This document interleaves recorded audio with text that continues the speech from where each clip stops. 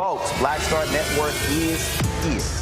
Hold no punches! I'm real revolutionary right now. Support this man, Black Media. He makes sure that our stories are told. Thank you for being the voice of Black America, Roland. Stay black. I love y'all. All momentum we have now, we have to keep this going. The video looks phenomenal. See, there's a difference between Black Star Network and Black-owned media and something like CNN. You can't be Black-owned media and be scared. It's time to be smart. Bring your eyeballs home. You dig?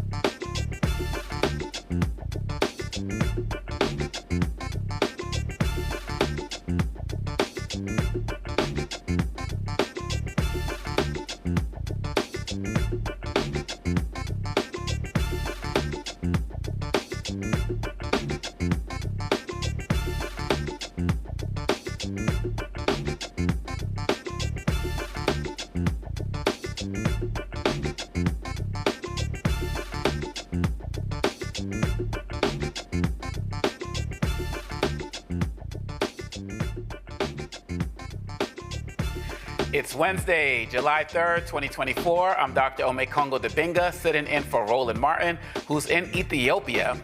Here's what's coming up on Roland Martin Unfiltered, streaming live on the Black Star Network. Federal judges ordered the Mississippi Legislature to create more black districts. We'll talk to one of the attorneys involved about this case and how it will impact November's ballot.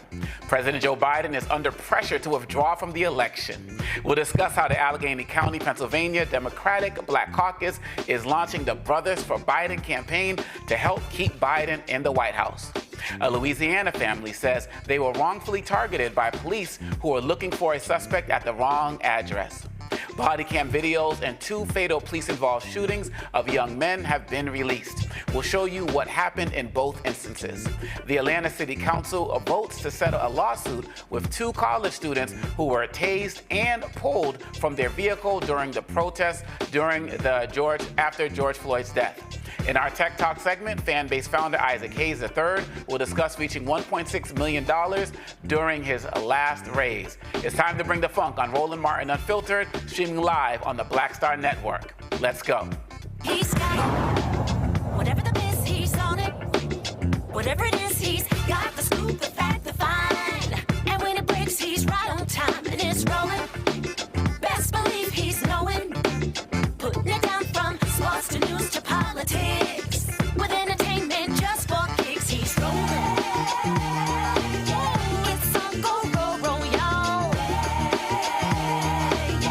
It's Roland Martin,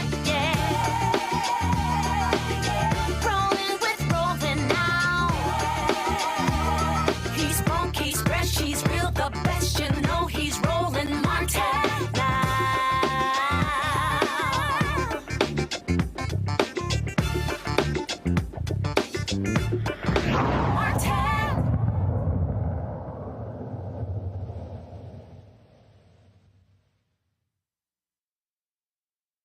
Judges ordered Mississippi to redraw some of its legislative districts, saying the current ones dilute the power of black voters in the 3 parts of the state. The judges found that the districts drawn by the state legislature in 2022 diluted black voting strength. Legislative redistricting occurs every 10 years after the federal census. Jennifer Nwachukwu, senior counsel of the Voting Rights Project with the Lawyers Committee for Civil Rights under Law, joins us to discuss the victory. Jennifer, thank you for joining us tonight. Thank you so much for having me. First of all, I wanted to make sure I pronounce your last name properly. Wachuku, yes. Awesome, awesome, awesome.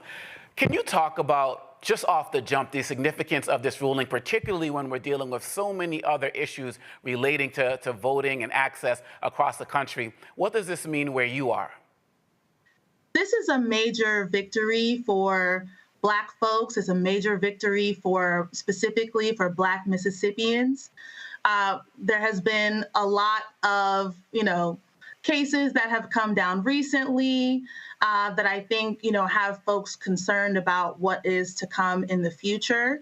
And it's great that we have a bit of a silver lining here with this case and the decision that the court made in recognizing that the state legislative maps in Mississippi did dilute a number of Black Mississippians' votes. Now, as great a victory as this is, I get concerned, particularly we're in July now, getting closer to the election.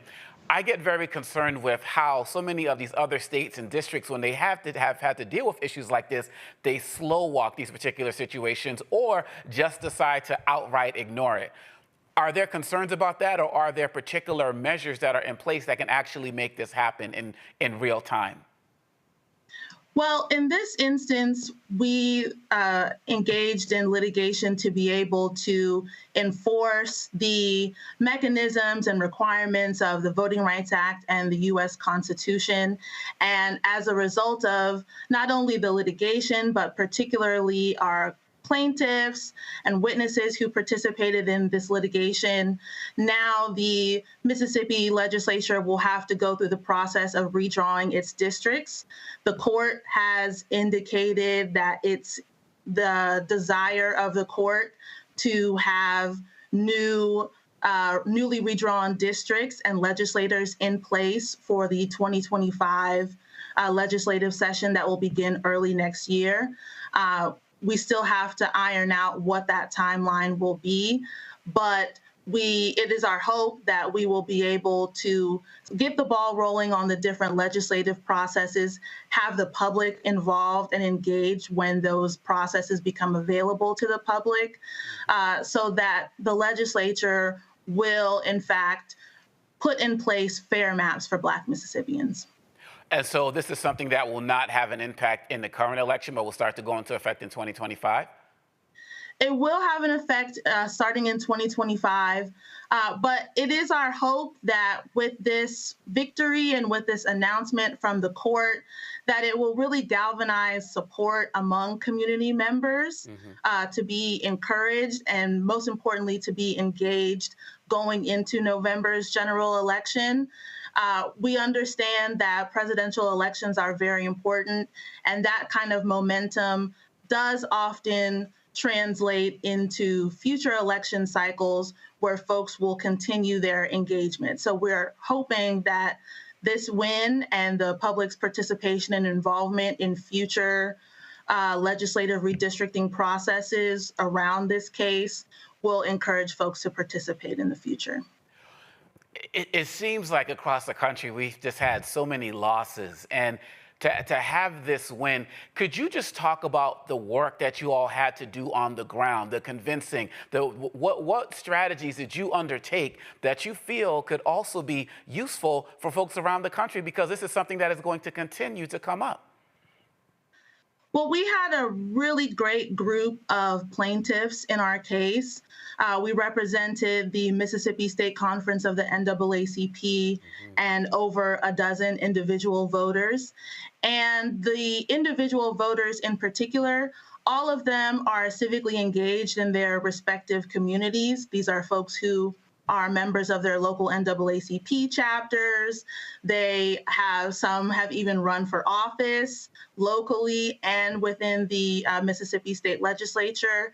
So we have folks that are engaged. We know that there are more folks who are also engaged and are very concerned about what's happening in their local communities and what's happening in their state.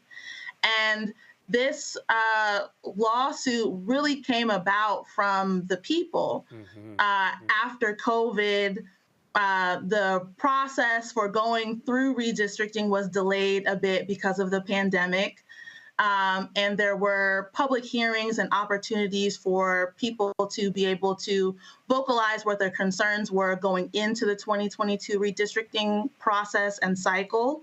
And we talked to people who were engaged in that process, who had concerns about the process, who had concerns and reservations about how these districts were drawn as a result of the 2020 census and the process that the state legislature engaged in. And I think ultimately, as a lawyer, it is our job to put forth the best case that we can, but we cannot do that without the public support. We can't do that without public involvement and participation.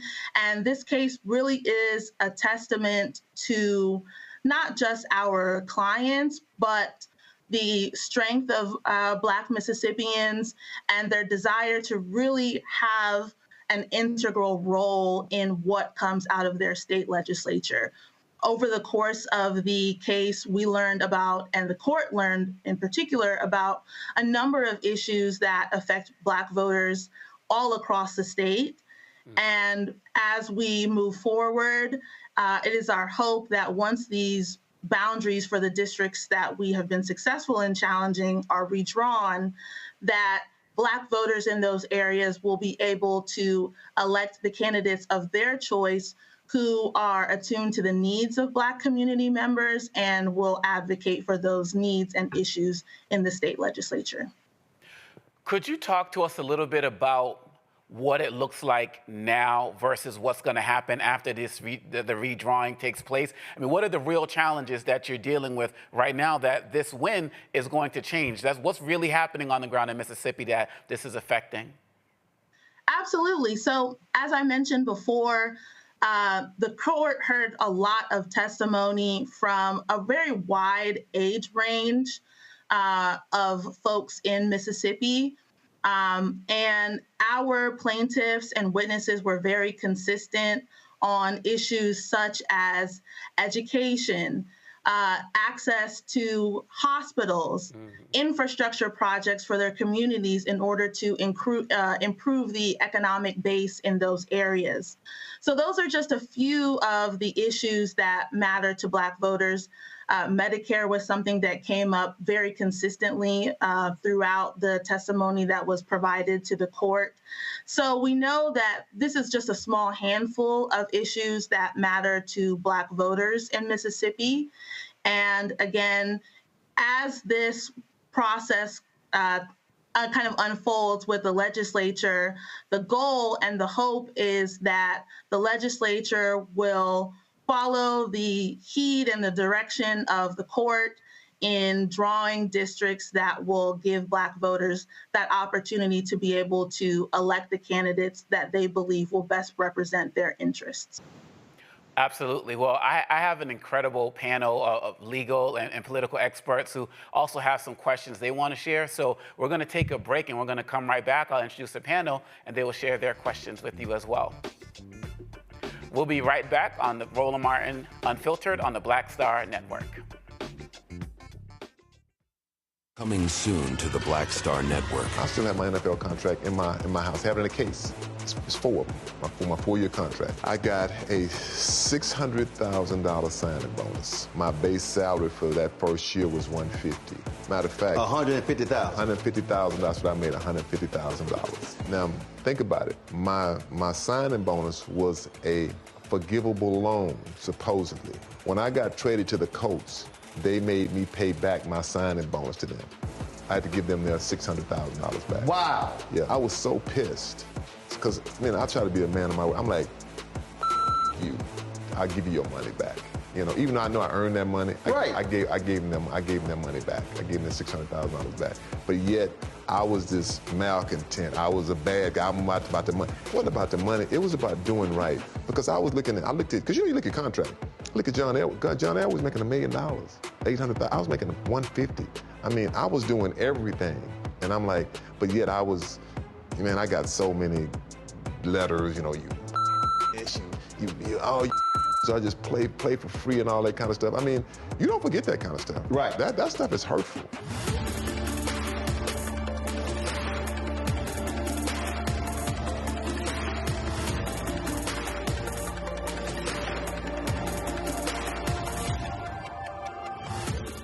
What's up? Geek Tony in the place to be. Got kicked out your mama's university, creator and executive producer of Fat Tuesdays, an air hip-hop comedy. But right now, I'm rolling with Roland Martin, unfiltered, uncut, unplugged, and undamn believable. You hear me?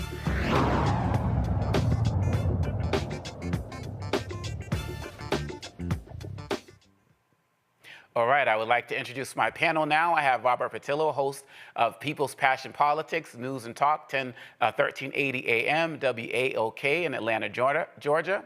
I have Rebecca Carruthers, Vice President of Fair Election Center in Washington, D.C., and A. Scott Bolden, News Nation political contributor and former chairman of the National Bar Association and D.C. Chamber of Commerce's PAC, also in Washington, D.C. Scott, I'll start with you.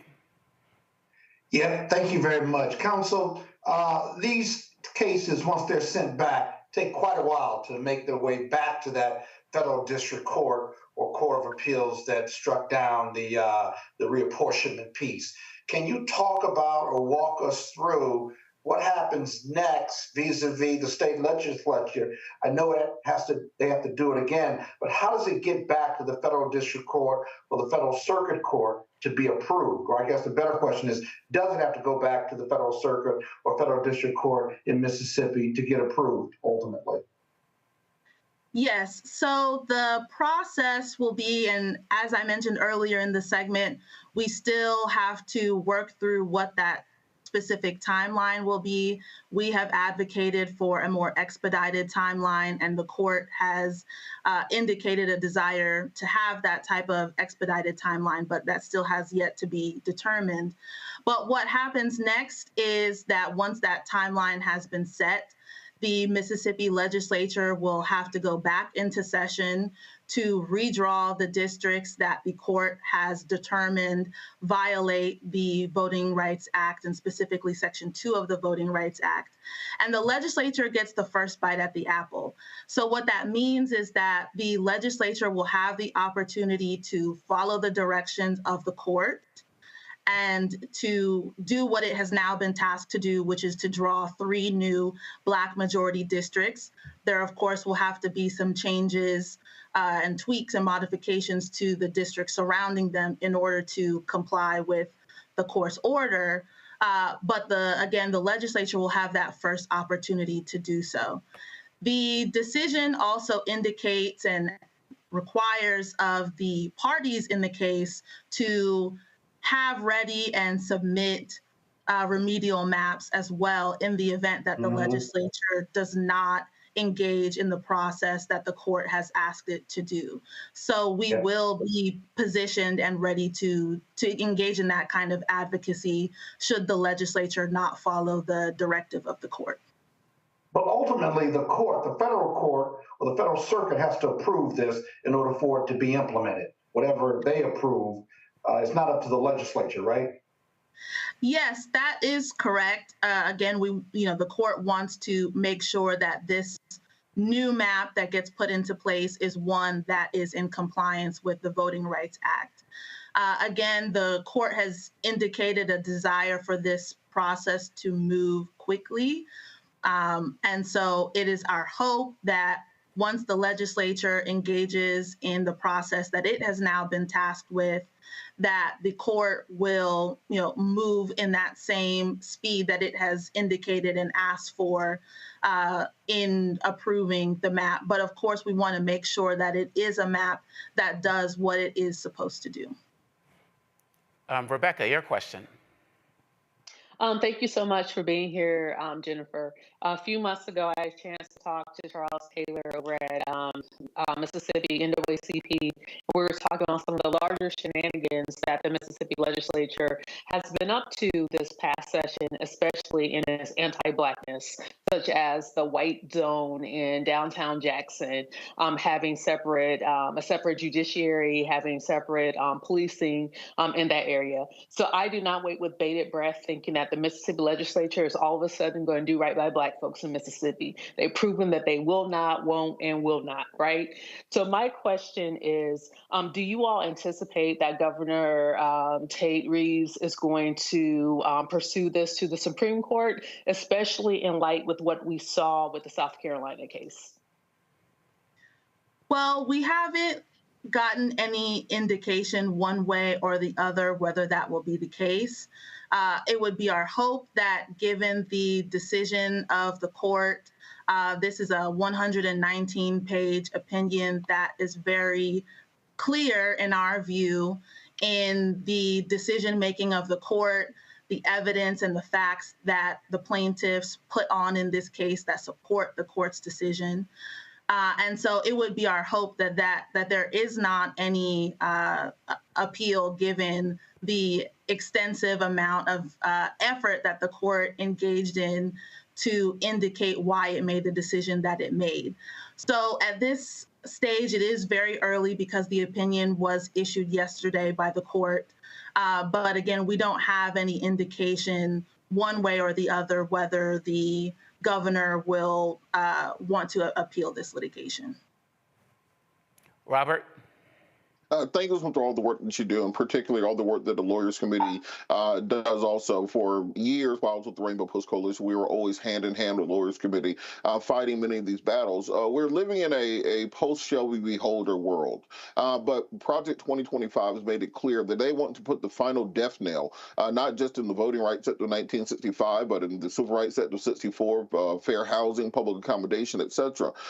Can you kind of explain to people who might not understand what it will mean if they fully get rid of the Voting Rights Act of 1965, particularly when it comes to situations such as what's going on in Mississippi? Yes, and this is a very important question because, as you mentioned, many of the kind of foundational and fundamental pieces of the Voting Rights Act have been struck down by the courts. And without particularly in this instance now that Section 5 has been weakened, as you mentioned, by Shelby versus Holder, and no longer having any type of coverage formula in place for any type of preclearance to occur.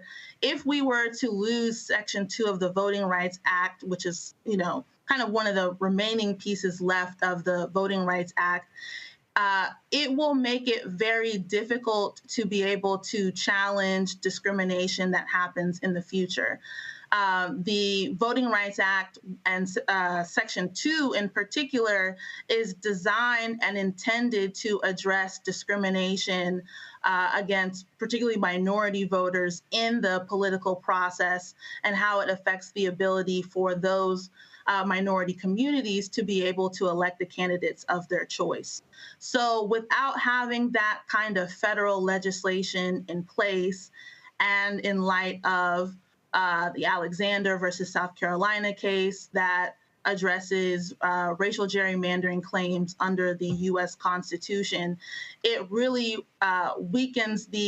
would really weaken the ability for any type of forward movement in the courts in terms of making sure that jurisdictions do not discriminate against Black voters or other voters of color in the processes of voting, and redistricting is one of those processes. And if that were to occur, it will require a lot of grassroots advocacy and effort in order to be able to elect candidates that will best meet the needs of Black voters in the future. Jennifer, one of the questions I'm wondering is that, again, as I talked about in the first segment, the need to celebrate these victories. If there are people who are watching tonight and have heard our questions and your incredible answers to these questions and really want to get started where they are, what are some of the beginning steps for people who are starting to anticipate what's already going on in their states or already dealing with what's been right in front of them by these activists, minded governments and mayors and other people who want to take away our ability to vote and have proper representation? Absolutely. So I think one of the most important things is for folks to really be able to get engaged. As I mentioned earlier, one of the highlights of this case is that the court really was able to learn about the issues that matter to Black voters. And civic engagement and participation is incredibly important. It's the way that we are able to advocate for the issues that matter to us as a community. And it also gives us an opportunity to hold our elected officials accountable. So we would certainly encourage folks to get engaged in their. We would encourage folks to engage in their local communities. There are state coalitions virtually in every state that are engaging in various kinds of advocacy, whether it's policy advocacy at the state capitol, it may be at the local level, but we really, really would encourage folks to participate. Of course, we would encourage folks to vote. It's very important to have a plan to vote. In Mississippi, there is a growing issue around voter registration. And as we are going forward into the November 2024 election cycle, we would strongly encourage voters folks all across the country to make sure that they are registered to vote. If they are registered to vote, make sure their registration is updated so that they are not or have already been removed from the voting rolls or would not be an inactive voter. We would certainly encourage you to have a plan when you go vote, engage in research, but also make sure that you have transportation and all of the logistical pieces in place in order for you to be able to cast your ballot and have it count. Of course, the Lawyers Committee is the National Election Protection Coalition lead, and we operate along with our coalition partners the National Election Protection Hotline. So we certainly would encourage folks to call the hotline at 866-OUR-VOTE with any questions or concerns that you have about your participation in the voting process. No question is too small. Even if your question is, am I registered to vote, or where do I need to go vote? There are live volunteers who will be able to answer your questions. And we want to make sure that voters have that education about, again, not just who is running, but also the logistics, because there are a lot of rules when it comes to how to be able to vote. And so the Election Protection Coalition and the volunteers that work with the hotline are prepared and ready to answer folks' questions about the process of voting. Yes, 866-OUR-VOTE. Jennifer Nwachukwu, thank you so much for all of the work that you and all of your colleagues are doing, and we wish you continued success. Please keep us posted. Will do. Thank you so much for your time. I appreciate it. All right. This is Roland Martin, Unfiltered on the Black Star Network, and we will be right back. Hatred on the streets, a horrific scene, a white nationalist rally that descended into deadly violence. White people are losing their damn minds. As an angry pro-Trump mob storms the U.S. Capitol, we're about to see the rise of what I call white minority resistance.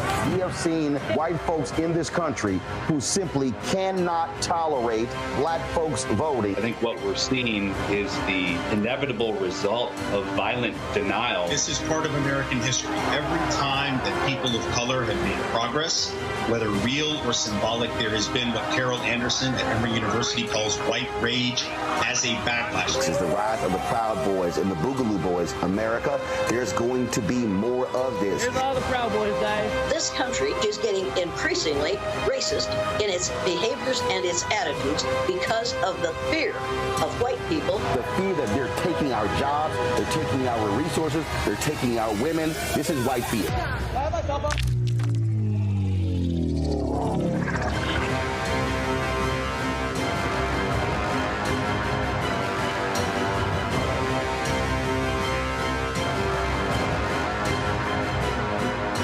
When you talk about blackness and what happens in black culture, we're about covering these things that matter to us, speaking to our issues and concerns. This is a genuine people-powered movement. There's a lot of stuff that we're not getting. You get it, and you spread the word. We wish to plead our own cause.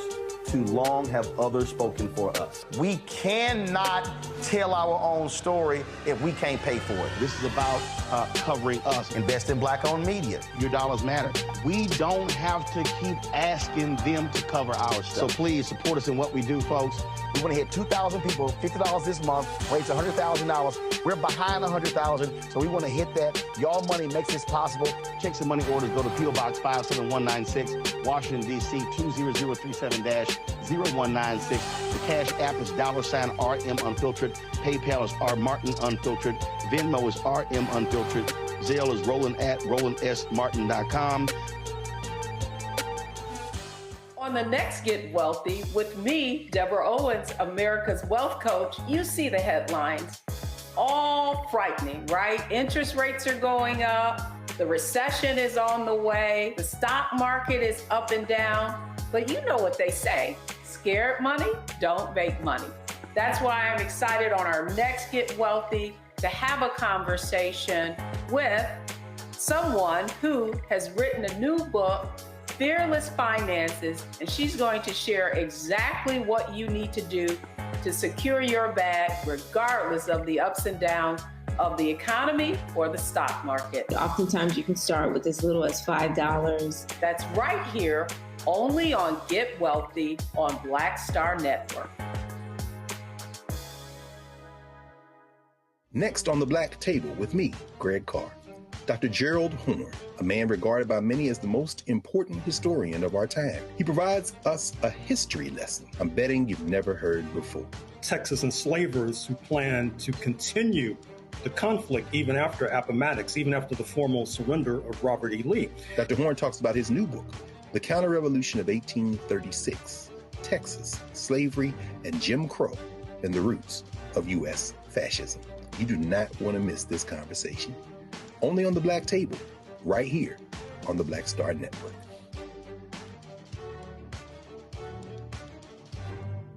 On A Balanced Life, it takes a village to raise a child, and truer words have never been spoken. If you're raising a child, you know that it's a blessed challenge like no other. Even more so if your child has a disability. We'll talk to parents and our expert panelists about the best way forward for your child to help you maintain your own sanity on A Balanced Life with Dr. Jackie on Black Star Network. Coming soon to the Black Star Network. I still have my NFL contract in my house, having a case. It's 4 of them, for my 4-year contract. I got a $600,000 signing bonus. My base salary for that first year was $150,000. Matter of fact, $150,000. $150,000. That's what I made, $150,000. Now think about it. My signing bonus was a forgivable loan, supposedly. When I got traded to the Colts, they made me pay back my signing bonus to them. I had to give them their $600,000 back. Wow. Yeah, I was so pissed.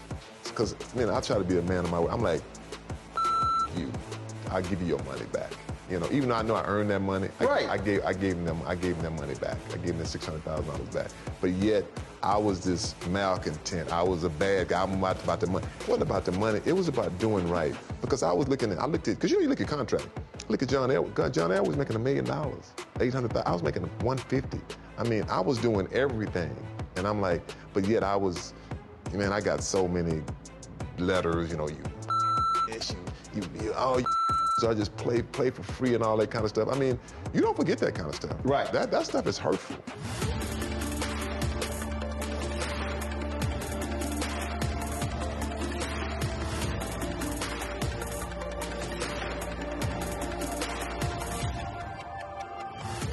What's up, y'all? I'm Devon Franklin. It is always a pleasure to be in the house. You are watching Roland Martin Unfiltered. Stay right here.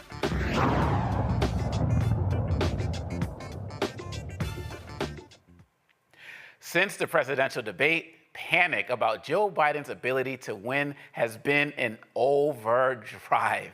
While some have voiced their opinions about Biden withdrawing from the race, many are supporting the president and stepping up to ensure his continued presence in the White House. The Allegheny County Democratic Black Caucus has launched Brothas For Biden. I just love that. William Anderson, the organization's chair, joins us to discuss how they are helping keep Biden in the White House. Bro, yeah, I woke up this morning and people are still talking about this debate and him stepping out as if it was Friday morning after last week's debate. Can you talk about what you all have seen up in Allegheny County that has led you all to decide to launch this organization and campaign process? Well, I just, first let me thank you for having me on. So I just think that it's time that, African-American men across this country paint their own narrative, right? And make decisions for ourselves on who is best for us and what direction we believe this country needs to go.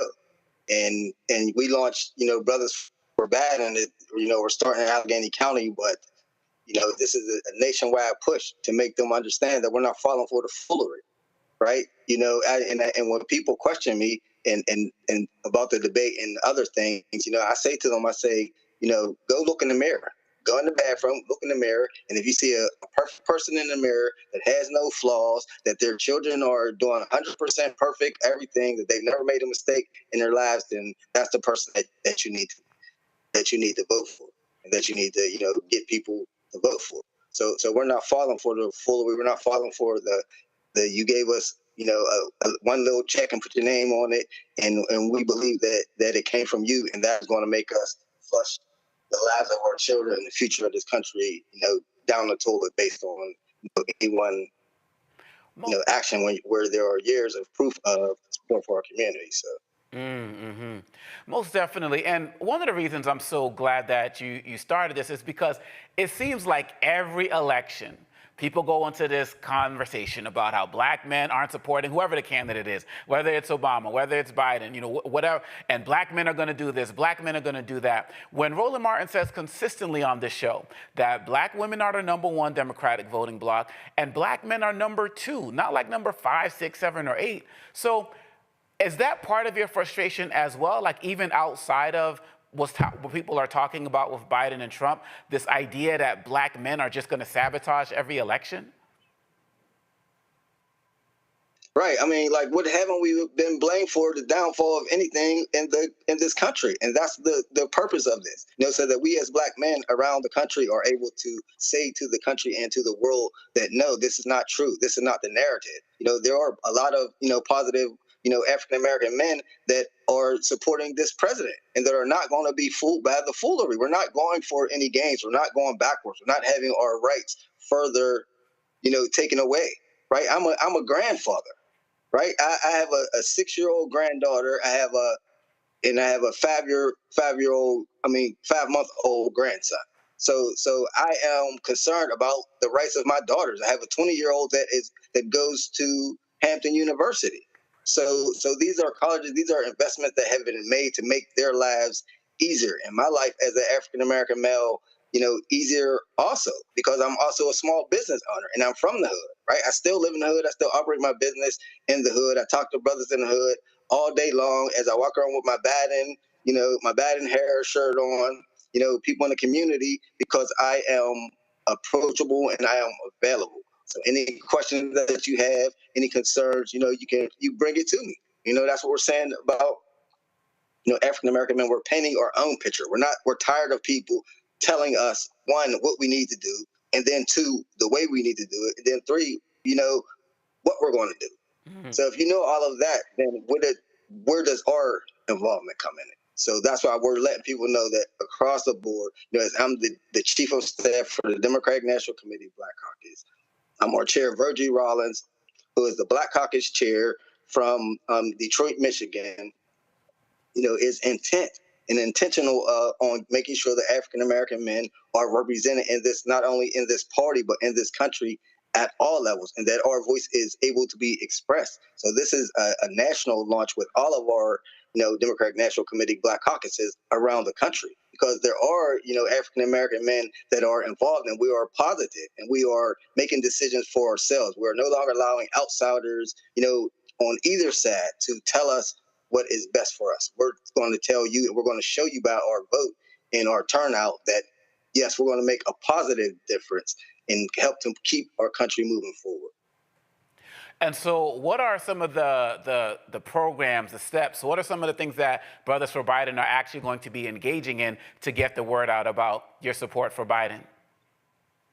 Well, it's going to actually be a continuation of, what we've already been building, and our chair, Virgie Rollins, has already been building at the DNC, right? So we've already started up to this. So this isn't something that is just coming out around election time. We've already been working with constituencies around the country, having, African-American summits around the country in different regions, having regional summits, having a seat at the table, which is an event where we have African-American females do panels and invite people from that area to come and hear and meet, people that they usually don't have connections or have access to. So we're opening up and letting people know we're a big tent party. So we're going to start these up, after our holidays and all that stuff, get through, because, people have a lot to do, during these times, but we're every day on the ground. Every time we talk to someone, we are intentional about getting more people involved.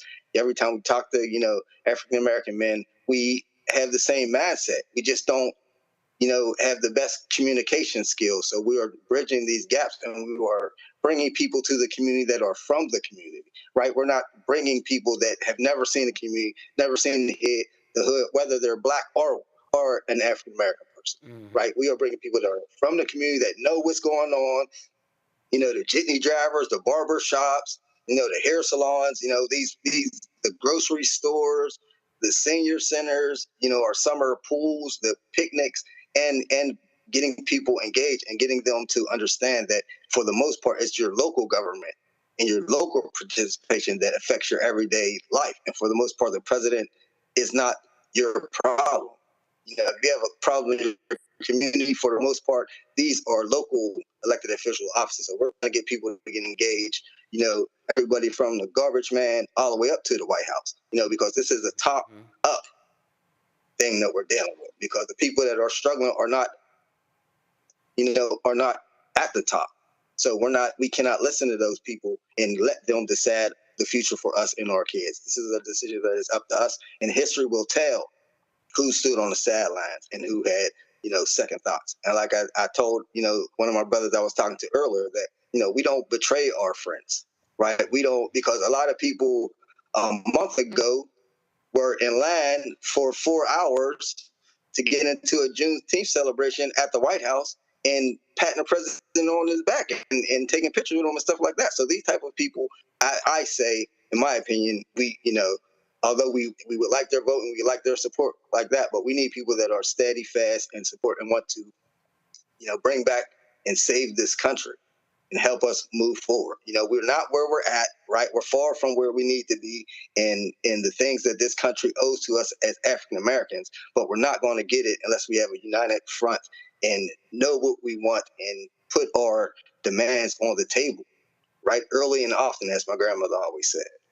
Most definitely. Well, Mr. Anderson, thank you so much. Wishing you continued success with that. This is William Anderson, chair of Brothas For Biden. Wishing you continued success and look forward to hearing more about what you're going to be doing going into this election. You all have my number, and tell Roland it was nice to see him. And they can reach us at Allegheny County DBC.org.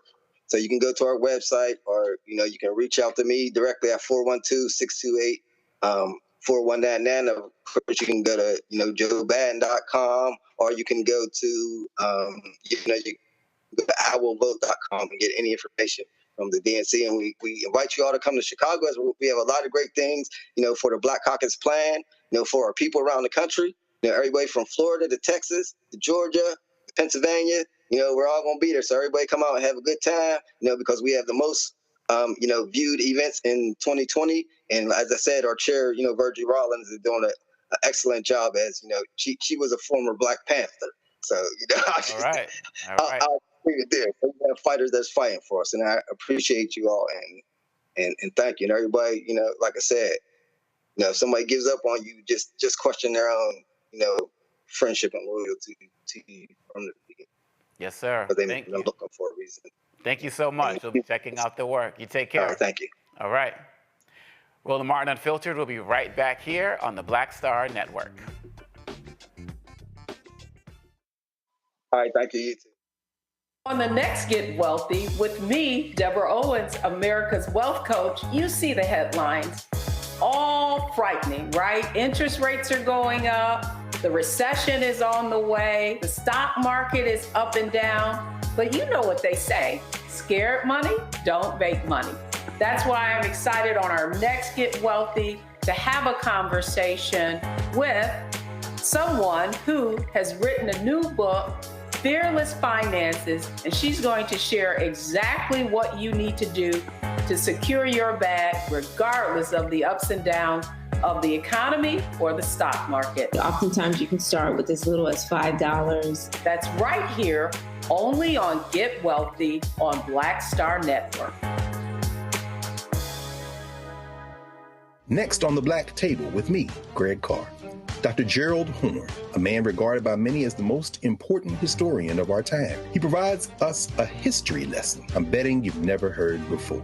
Texas enslavers who plan to continue the conflict even after Appomattox, even after the formal surrender of Robert E. Lee. Dr. Horne talks about his new book, The Counter-Revolution of 1836, Texas, Slavery, and Jim Crow, and the Roots of U.S. Fascism. You do not want to miss this conversation. Only on the Black Table, right here on the Black Star Network.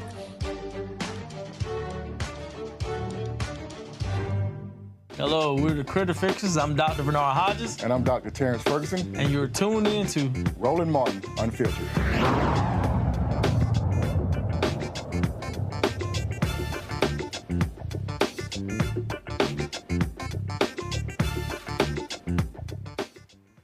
And we are back on Roland Martin Unfiltered on the Black Star Network. I want to hop over to the panel. Yo, a brother's struggling now, just dealing with so much of this nonsense. Rebecca, I want to start with you. As the political strategist, as somebody who's been doing this forever, my philosophy when I look at Democratic strategists is that, or strategists in general, is that people are supposed to keep things in-house. The whole thing about not airing your dirty laundry and the like. Republicans, I see, fall in line. Democrats got to fall in love. But they keep all of their issues behind closed doors. What am I missing in what I'm seeing right now with all of these Democrats putting all of the business out on Front Street, even still almost a week after the debate? Did you watch the live in studio coverage when we reacted? I did. That's why I came to you. That's why I'm coming to you. Y'all were lit. So here's the thing. The debate performance was bad. Here's also the other thing. It appears that especially when Biden showed up and showed out the next day, I think in North Carolina, and did a really great job at his campaign events, we have to have the real conversation. And especially Black America, this is the one place where we get to have this conversation. You know, is Biden going to be in our best interest? We always, for our survival, have to have that conversation. Is Biden showing cognitive decline? Is he sunsetting, meaning that in the evenings, like sometimes when Mama and Papa would go to bed after the evening news, it was because their cognitive decline. They needed to go to bed. They needed to reset and then wake up refreshed the next day. And for some people, that is what we're seeing. Part of the conversation that we started in studio last Thursday night was, is Can Biden be replaced on the ticket? Now, I know Roland has a difference of opinion, especially from the rest of the folks that were in studio last week. Like, technically, can Biden be replaced? Yes. Is it likely that Biden's going to be replaced on the ticket? It's unlikely, but can it still happen? Absolutely. We just saw Jim Zogby release a memo to the DNC talking about, hey, if Biden is replaced, here's the mechanism for how to do it. And then he leaked it to the New York Times. So we know there is a real conversation that's happening. And we do know that the Joe Biden that we have in 2024 is different than the Joe Biden in 2020. Full stop. I don't think anyone could credibly argue differently. But we also have to talk about the number two is Kamala Harris. We hear people talking about, hey, we need to replace Joe Biden. But it's also rare to hear some of those same people saying, hey, Kamala Harris should replace Joe Biden. Instead, we're seeing those Reuters polls that's highlighting Whitmer, even having Michelle Obama, having a bunch of other people, and then Harris is also included as like one of 8 possibilities. So, is the Democratic Party having a serious conversation about this? Yes. Do I think Black America need to be having this conversation too, because it's going to directly impact us? Absolutely, and we have to find a space to have a real conversation about why isn't the Democratic Party pushing out an alternative to Project 2025?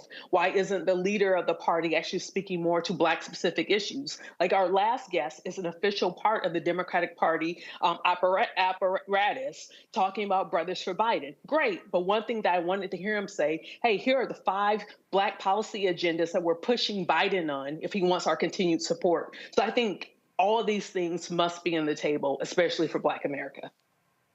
And Robert, you are just coming off of a campaign. How do you assess what's going on as it relates to these public displays of frustration as it relates to Biden? As somebody who was at the top of a campaign, how would you assess what's happening right now? How would you deal with it, number one, if you were Biden? And just two, what's your overall assessment on all of this pressure that's coming towards him?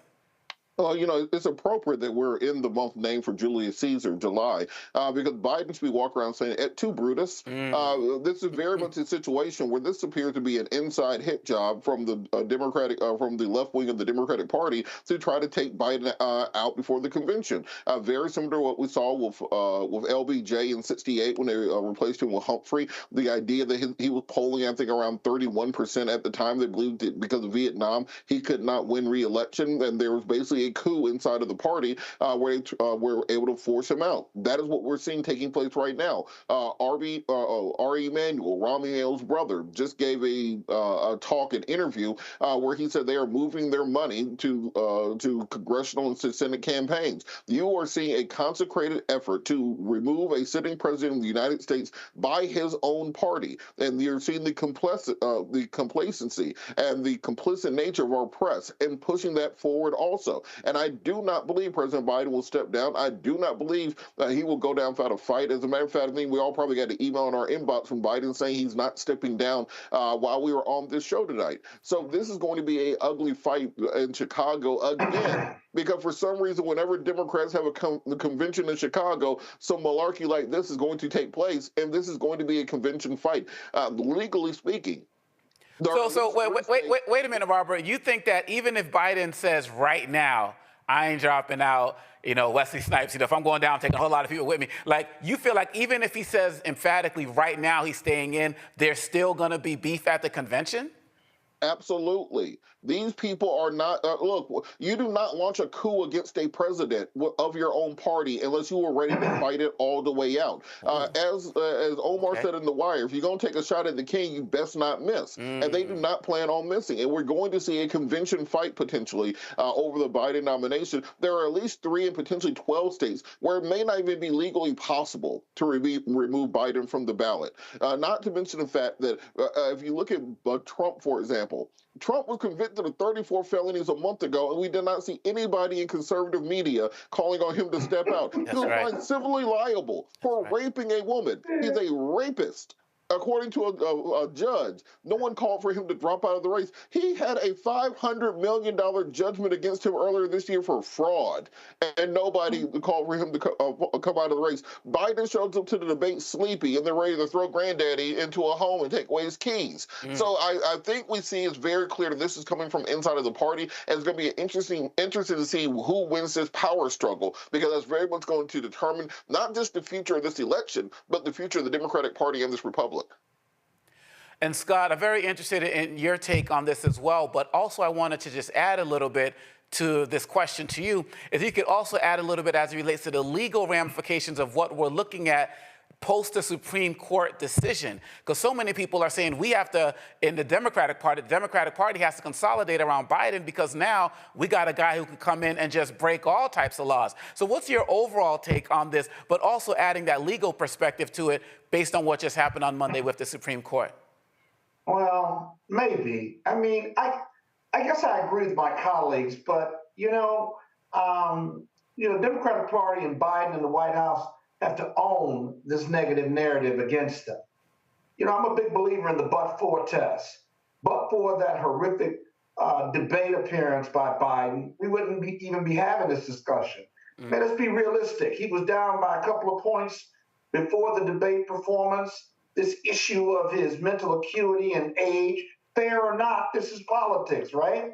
And 50 million people saw him look old, feeble, and just really unable to counterpunch a coherent liar on the other side. Not so much his age and mental acuity, it's how it manifests itself at 81. And the issue isn't whether he can govern or continue to govern for another 4 years. The issue is, can he win this race one more time? And I don't know whether he can win or not. In 3 or 4 days, the reliable polls are going to come out. If he's down by 6, then it doesn't really look good. We're 4 months out from the organization. I think from the general election. I think these are fair discussions to have, whether he's capable of moving forward successfully, because it's not just Biden and the White House. It's down ballot, it's state races. And you're talking about a critical presidential race election year because of the Supreme Court decision. The Supreme Court decision wouldn't be so bad if it wasn't that Donald Trump, who has pledged retribution, who has pledged to prosecute his enemies, who attacked our democracy when he lost in 2020, and he's got a real shot at returning to the White House. That Supreme Court decision wouldn't be so threatening to Democrats, except that. Because really, we know no matter, official acts are official acts, can't be criminally prosecuted for that. Personal acts can't be, you can certainly be prosecuted for that, whether you're in the White House or not. That bucket, that middle bucket, whereby you've got to do a fact-finding hearing, and you can put an overlay of a official act on asking a DOJ or DOD official to commit a crime, and you can't be prosecuted for that. That's going to be long litigated and long debated. That's scary when you put Donald Trump in that mix, who is a convicted felon, who has been found liable for sexual abuse and has been found liable for financial fraud. And so the future of this country, the future of democracy is really at stake. And so it's fair to have this discussion about Biden and whether he can continue because of he brought this on himself. But more importantly, let me tell you what he brought on himself. By moving so slowly, they never got ahead of this negative story. They have moved so slow that now it's drip, drip, drip. Now you've got Democrats saying he should withdraw. You have Democrats saying he can't win. And the world is watching, not just Democrats and Americans, but the world is watching. And now he's doing his outreach and what have you. It may be too little too late because the story is going to dictate whether he stays or goes. And all they had to do is this, and I'll end on this point. You want Biden to overcome that bad performance? You want to say it's just a bad performance? Okay, then get him out there. Let him do a press conference, one-on-one interviews. Let him go on Fox News, quite frankly, and let him freestyle, as the young people say. And then that would overcome that bad performance. If you don't do that, and they haven't done that yet, and we're 5-6 days later, then you're hiding. And if you're hiding, we got a big problem because now you're lying to the American people. So listen, Biden's got to take responsibility not only for his poor performance, but how he's handled it afterwards. These are our realities, and the risks are too great. So I not only think it's a fair discussion to have about whether he stays on the ticket or not, but really a fair discussion as to who else can take his place if he steps down, or if he is healthy enough or unhealthy in regard to taking on this enormous task of defeating Donald Trump. Because he was losing before the debate. Now 50 million people saw his age and mental issues on front and center. Right. It's a huge problem that you can't ignore. No, I hear you. And I think that everybody should go back and watch the Roland Martin post-debate conversation, because it definitely was lit. And a lot of things that were brought up there are still being talked about today and maybe talked about a week from now. Who knows? With me, or was I on point with Roland, or no? He didn't go that far as I did. Got to go check it out. So look, Robert, I know you have to leave. I want to thank you for being with us tonight. And we are going to be back with a little bit more of this. Please, you're watching the Roland Martin Unfiltered on the Black Star Network. We'll be right back.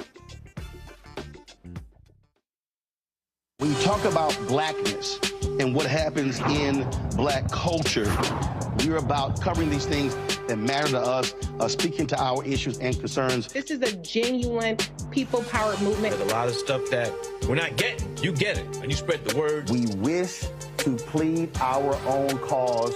Too long have others spoken for us. We cannot tell our own story if we can't pay for it. This is about covering us. Invest in black-owned media. Your dollars matter. We don't have to keep asking them to cover our stuff. So please support us in what we do, folks. We want to hit 2,000 people, $50 this month, raise $100,000. We're behind 100,000, so we want to hit that. Y'all money makes this possible. Checks and money orders go to P.O. Box 57196, Washington, D.C. 20037-0196. The Cash App is $RM Unfiltered. PayPal is R Martin Unfiltered. Venmo is RM Unfiltered. Zelle is Roland at RolandSMartin.com. Hello, I'm Paula J. Parker. Truly proud on the Proud Family. I am Tommy Davidson. I play Oscar on Proud Family, Louder and Proud. Hi, I'm Jo Marie Payton, voice of Sugar Mama on Disney's Louder and Prouder, Disney Plus. And I'm with Roland Martin on Unfiltered.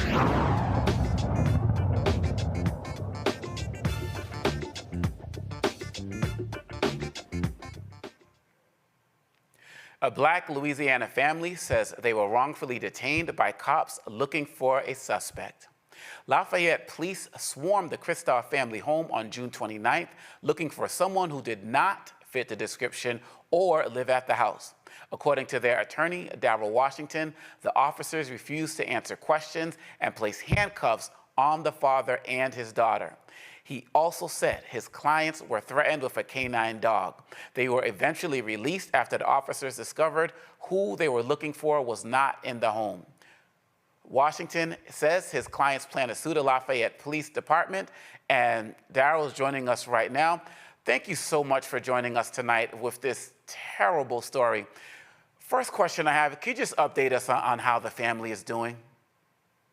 It's the family is traumatized. I'll be honest with you. I cannot minimize it at all, because the family know how lucky they are to be alive, because we have seen so many situations where police officers have gone to the wrong home and someone end up dead. So, you know, the family has thought about that their entire time. But I will tell you, man, just for the father, it's just been extra difficult seeing his daughter in handcuffs, seeing his 10-year-old son have to witness all of that, and watching his wife be escorted out of the house with guns pointed at them. So you can imagine as a father, knowing that you was in a helpless position, not being able to protect your family. That's something that's just really been bothering him really bad.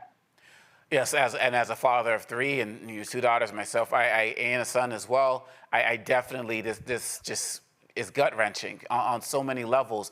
How have the police tried to explain this? They haven't, to be quite honest with you, and it's been very disappointing, because we've said the entire time we are not very difficult to find. They have not actually issued a statement that I'm aware of, even trying to justify their actions. But here's what we know. The descriptions that they had of the individual that they were searching for, did not match Jeremy. The clothing that the person was wearing did not match the clothing that Jeremy was wearing. So they knew this right off. But despite knowing this, as you know, Black people in America just aren't safe. They view us as criminals, unfortunately. And although they knew that Jeremy did not match the description of the person that they were looking for, they felt that they were justified in treating this family in this manner. And because this has been so bad, the Lafayette Police Department has not publicly responded to it. But you and I both know, had there not been video footage of this incident, the narrative of what actually happened would be totally different. Absolutely. Well, one of my concerns is that I feel like even with the police footage, we have seen in so many cases that people have still tried, and police departments have still tried to switch the narratives. Do you feel like this is conclusive enough in what we're seeing, that the evidence is solid enough to really be able to go forward and hold them accountable, particularly since they're not saying anything to you right now?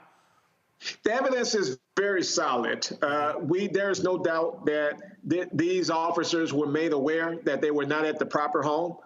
They seized my family, which would be a violation under the 14th Amendment.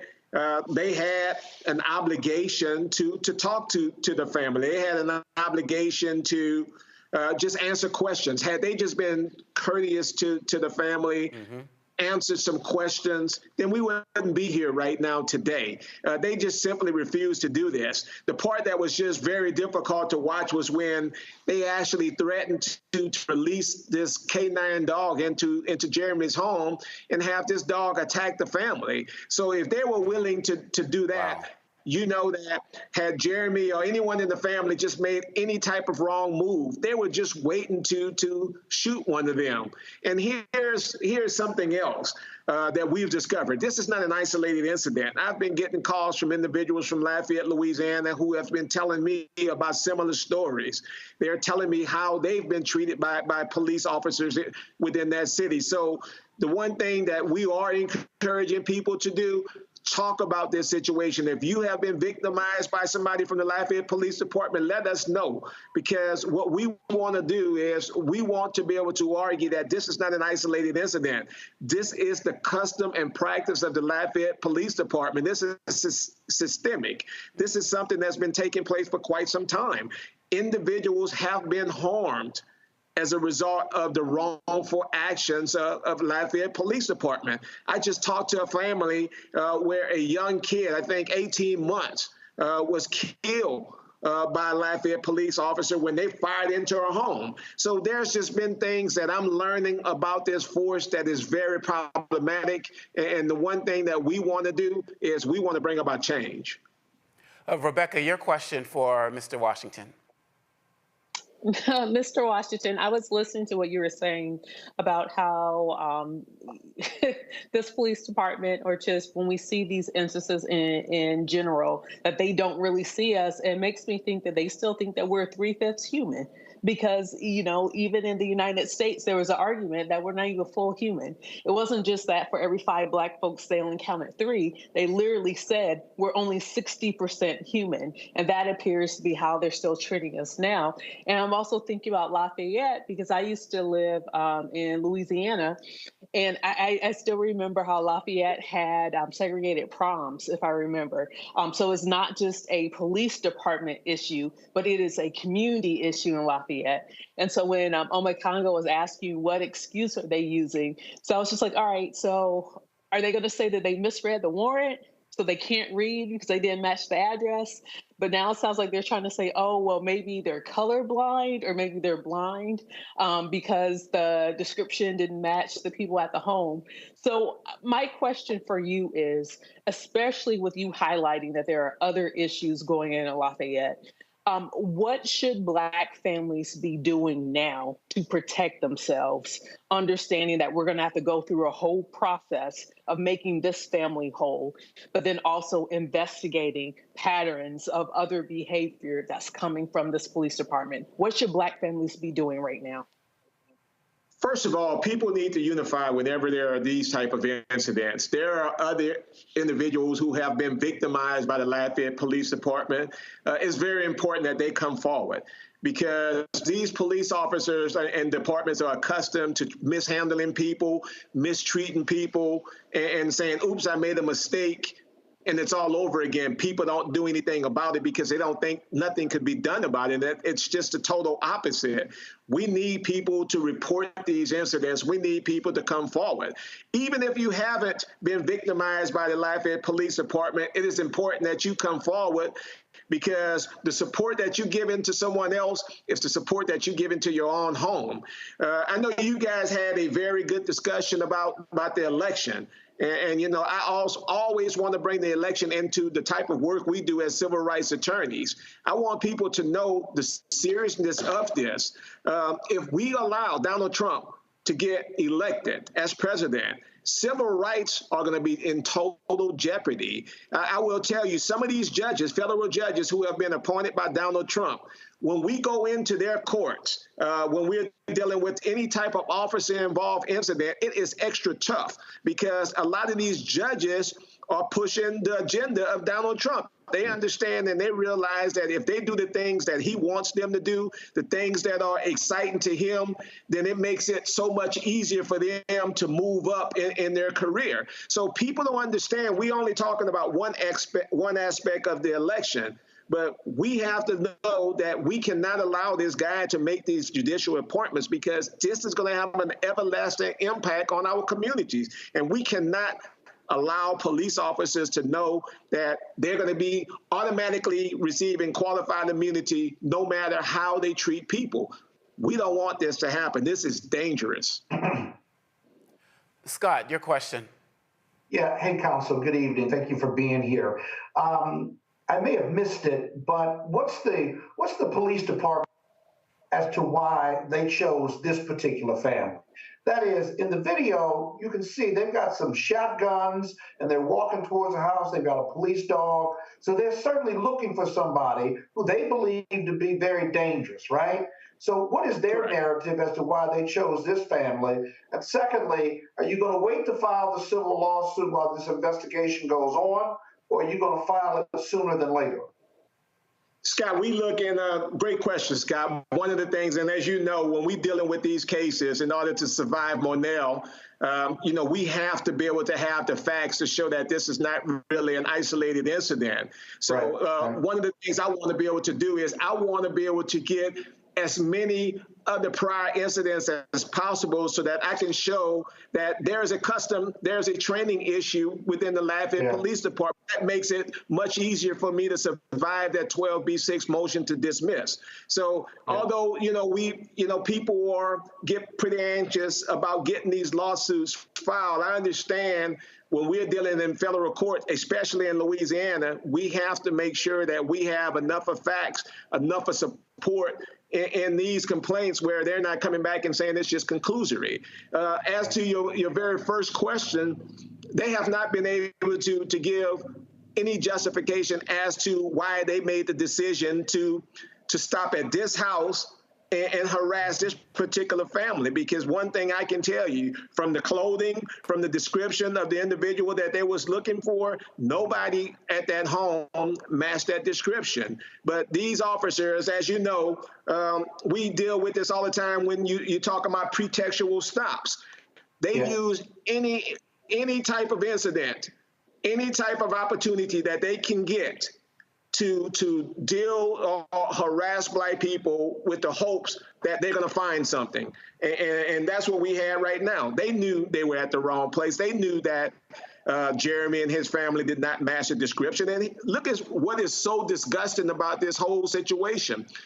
They were looking or allegedly for a Black male. So what was the purpose of putting Jeremy's daughter in handcuffs? Clearly, she didn't match the description of the Black male that they were looking for. That's a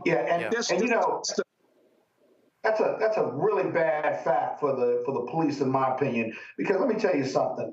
That was to emasculate her father. That's right. That was to emasculate her father, and the psychological damage to that young girl at her age, whatever age she was, being in handcuffs, watching her dad be in handcuffs at their home, right?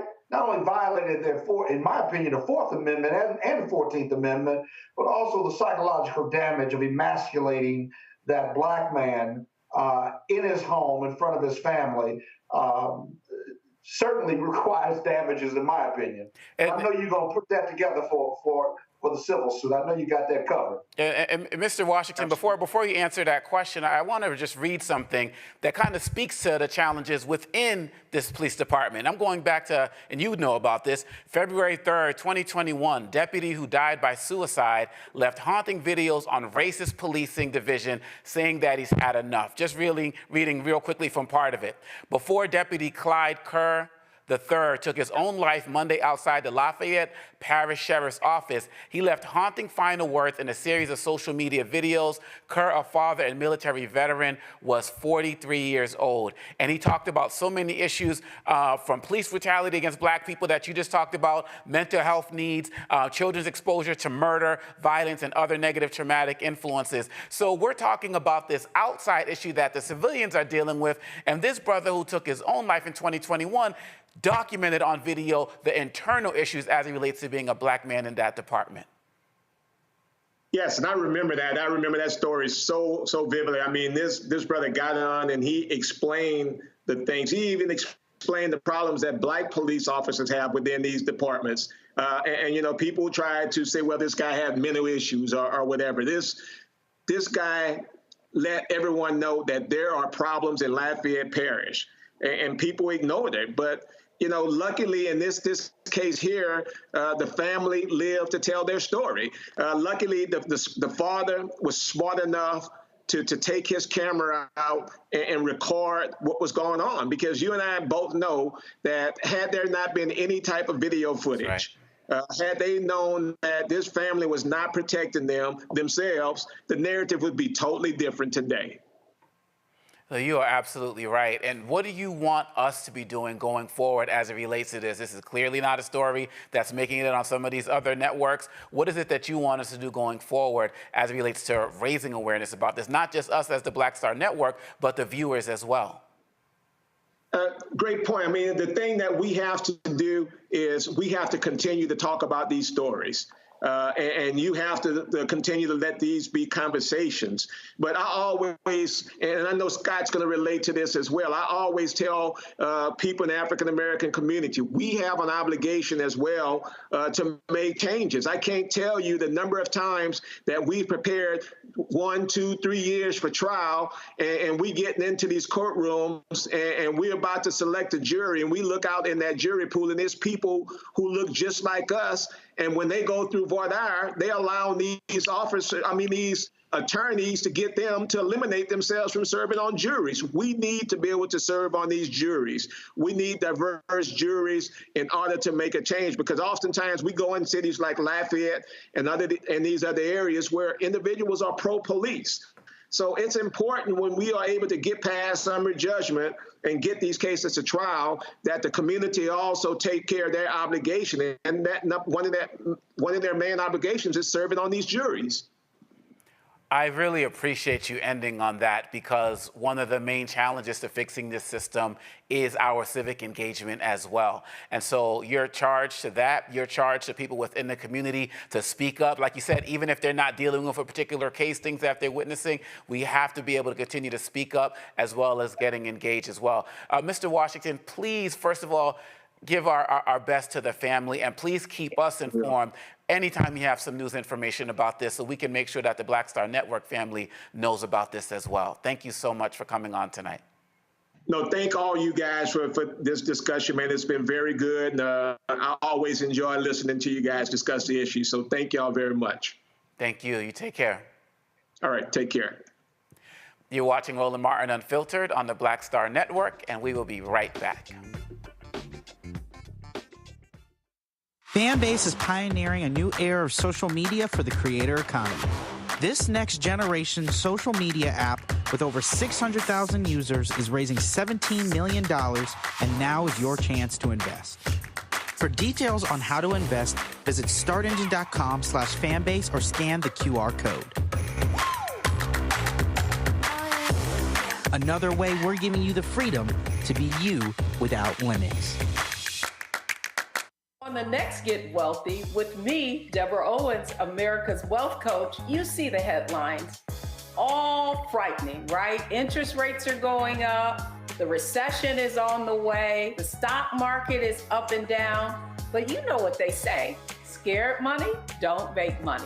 That's why I'm excited on our next Get Wealthy to have a conversation with someone who has written a new book, Fearless Finances, and she's going to share exactly what you need to do to secure your bag regardless of the ups and downs of the economy or the stock market. Oftentimes you can start with as little as $5. That's right here, only on Get Wealthy on Black Star Network.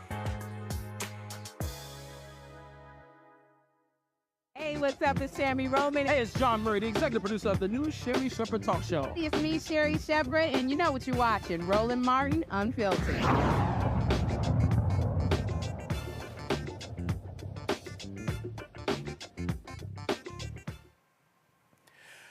On June 28th, police in upstate New York tackled and then shot a 13-year-old boy to death after he pointed what turned out to be a BB gun at officers during a foot chase.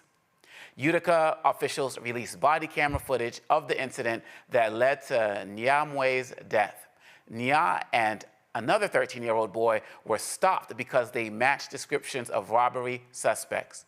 The video you are about to see is disturbing and may be triggering. The reason why we're stopping, keep your hands out of your pockets. The reason why we're stopping is you're riding the roadway and you're walking. Oh shit, I forgot about that. What do you mean you forgot about that? Like he was just having fun. Like he was living over there. Yeah. Can I just pat you down and make sure you got no weapons on you? I'm running. He's bound. He's racing for his life.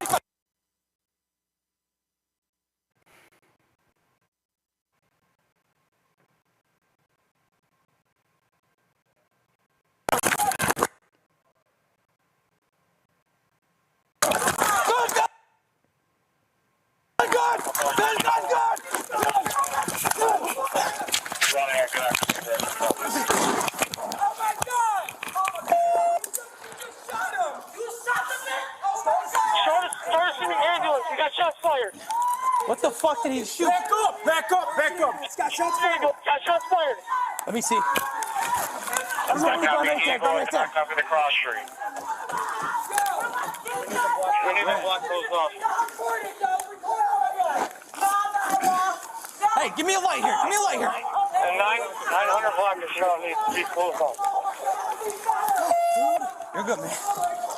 Darren, we're going to start blocking the road off. I need. May has been identified as the officer who shot the teen. He and two other officers involved in the chase, Bryce Patterson and Andrew Citrinity, have been placed on paid leave. The Utica Police Department has started an internal investigation, and the New York State Attorney General's office has started its own. Nya and his family moved to Utica 8 years ago after escaping civil unrest in Myanmar and spending time in a refugee camp in Thailand. In Dayton, Ohio, the investigation into the death of 16-year-old Brian Moody continues. Bodycam footage from the June 29th incident shows what happened right up until the officers began shooting.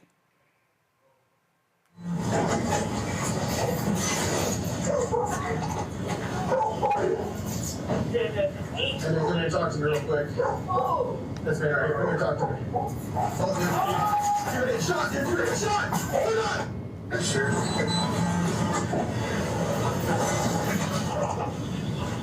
How we done?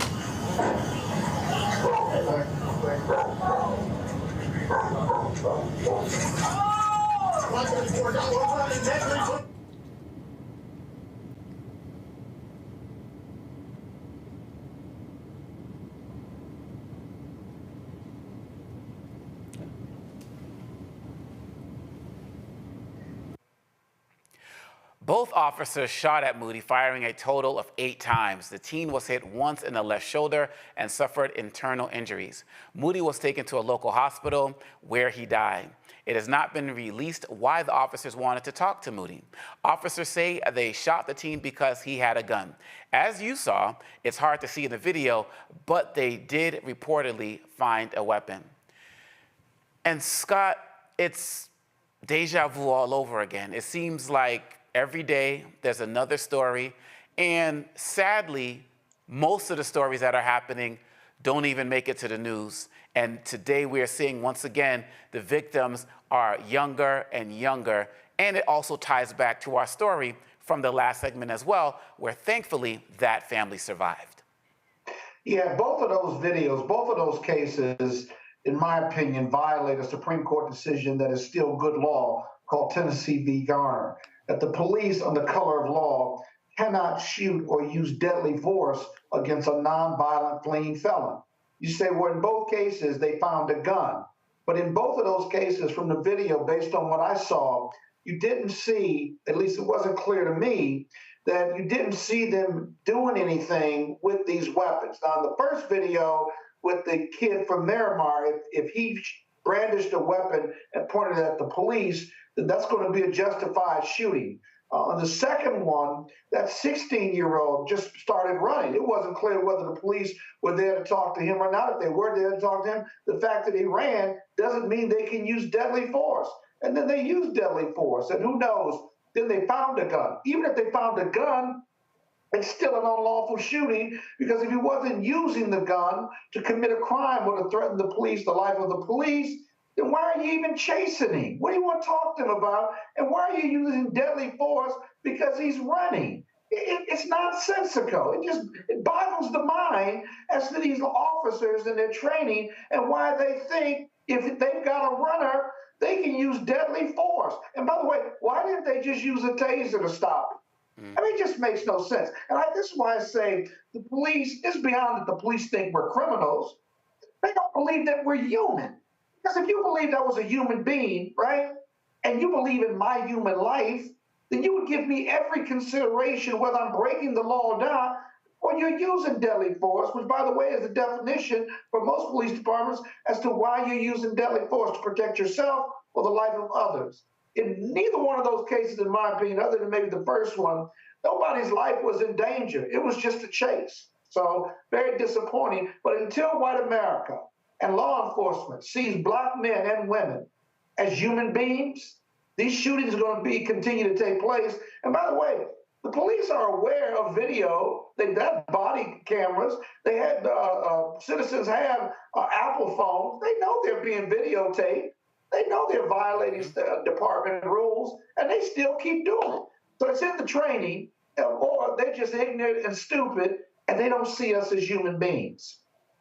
Well, Rebecca, that kind of ties back to what we were talking about in the last segment. You specifically brought up the 3/5 of a man clause. And this mindset, we're seeing some people are saying, as Scott's saying, that the training is not working. But, Rebecca, some would argue they're doing exactly what they're trained to do.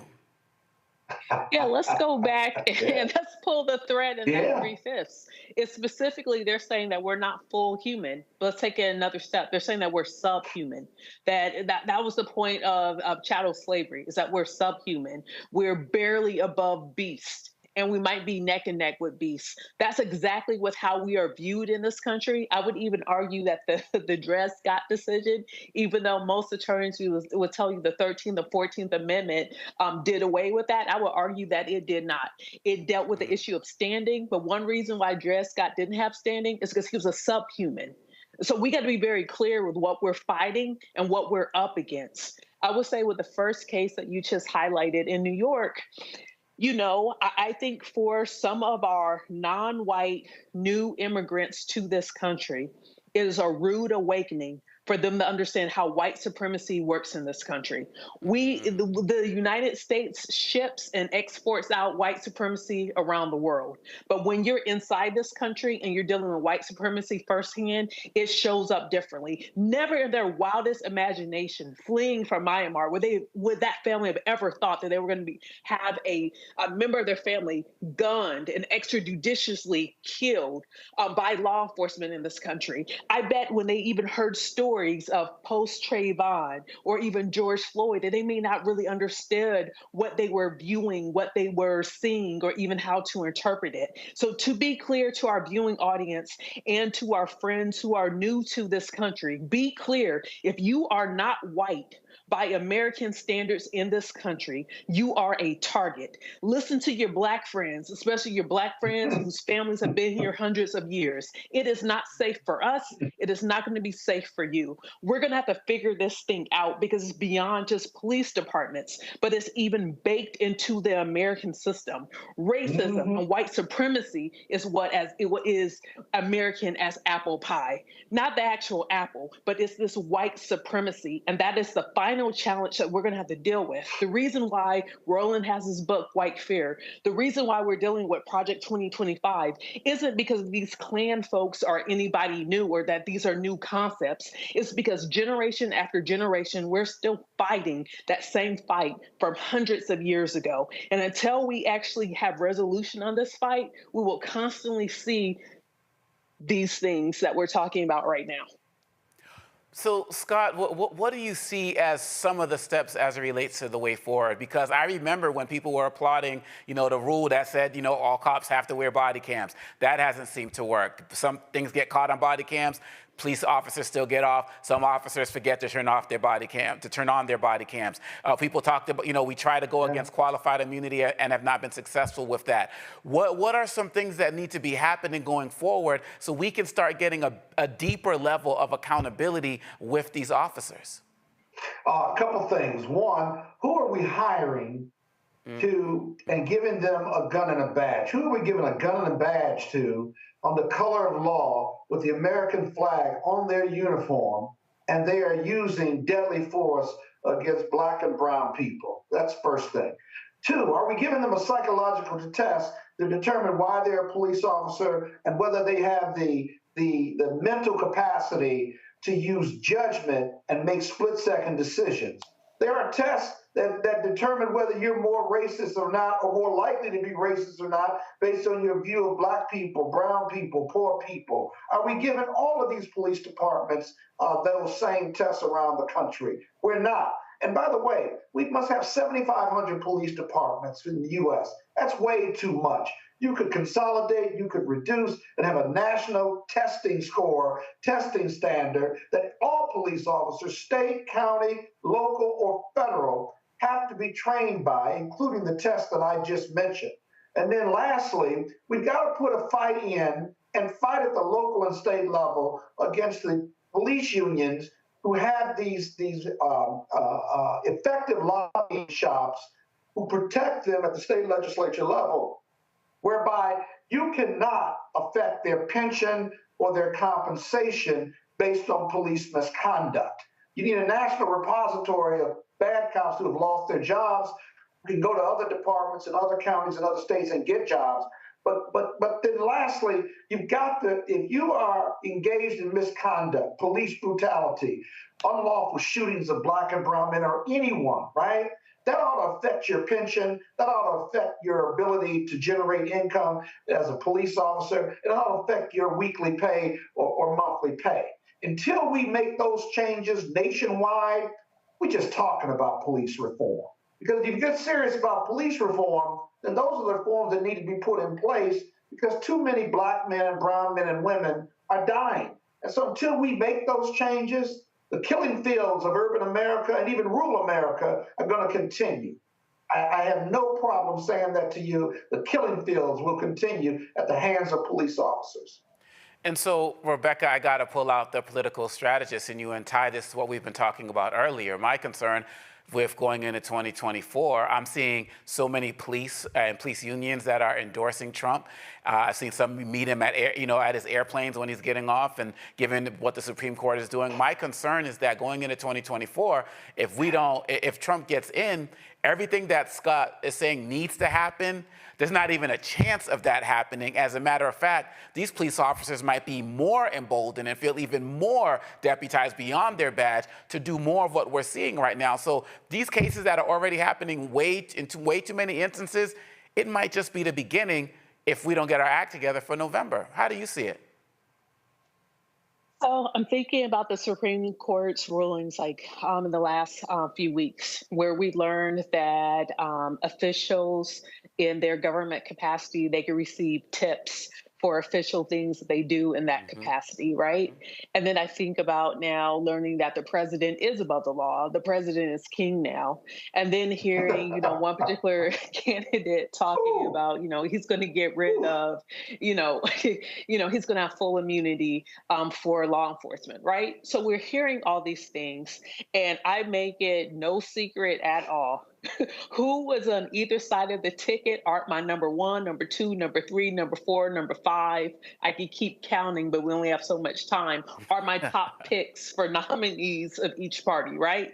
But what I understand is going into November, the decision is about one government versus another government.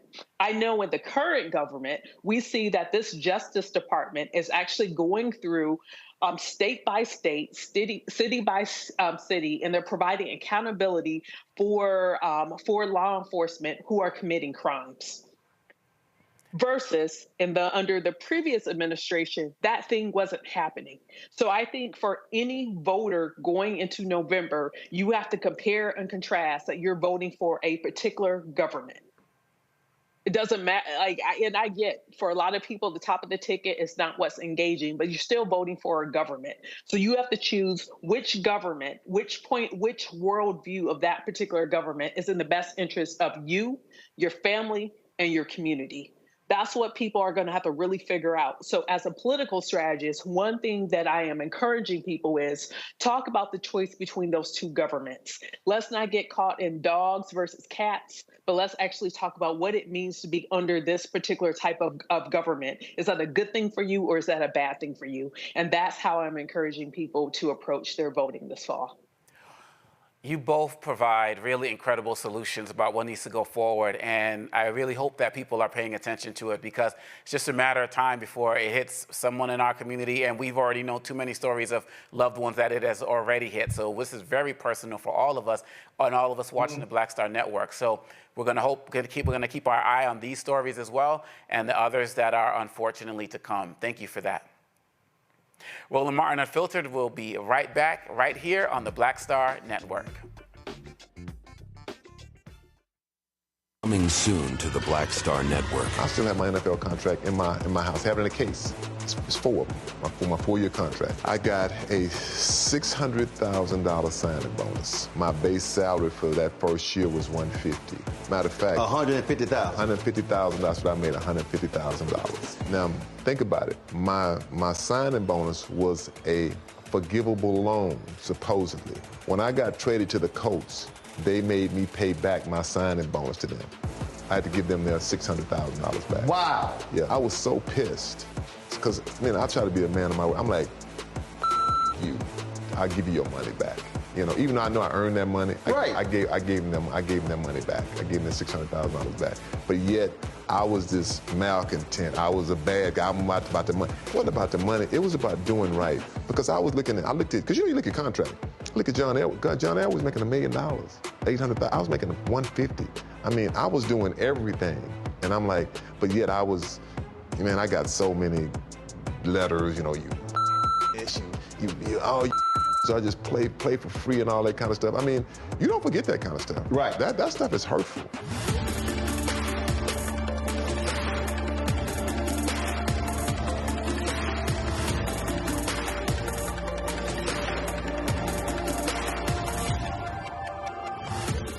Bruce Smith, creator and executive producer of The Proud Family, Louder and Prouder, and you're watching Roland Martin Unfiltered.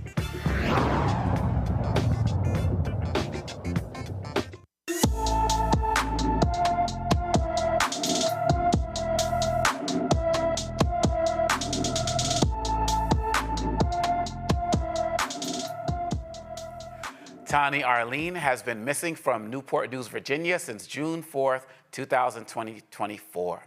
The 13-year-old is 5 feet 2 inches, weighs 170 pounds, with black hair and brown eyes. Anyone with information about Tani Arlene should call the Newport News, Virginia Police Department at 757-247-2500. A former D.C. corrections officer will spend more than 3 years behind bars for assaulting a handcuffed inmate in 2019.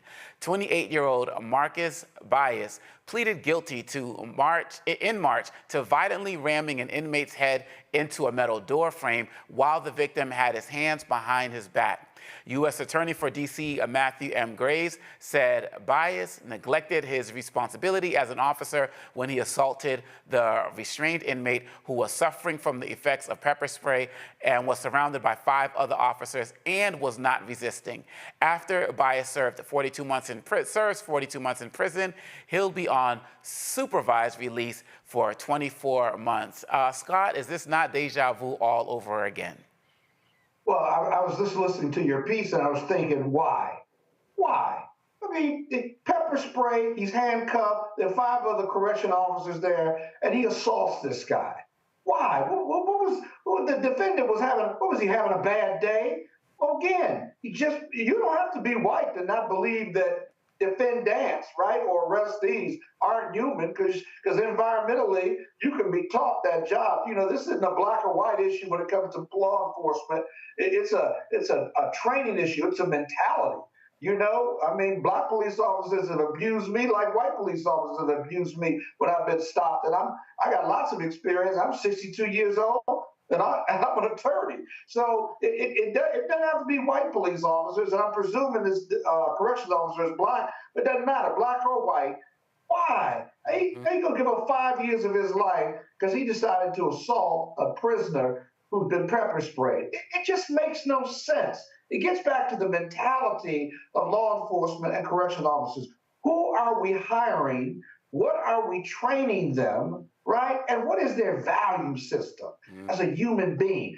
Who's taught them generational racism? Who's taught them to be that offensive and abusive to another human being? Whether he's broken the law, whether he's a prisoner or not. This is the humanity. It's a human condition issue. And I just think you got to hire better, and you got to attack those bad actors as well as their supervisors where it affects them most, and that's the pocketbook and their pension. Until you do that,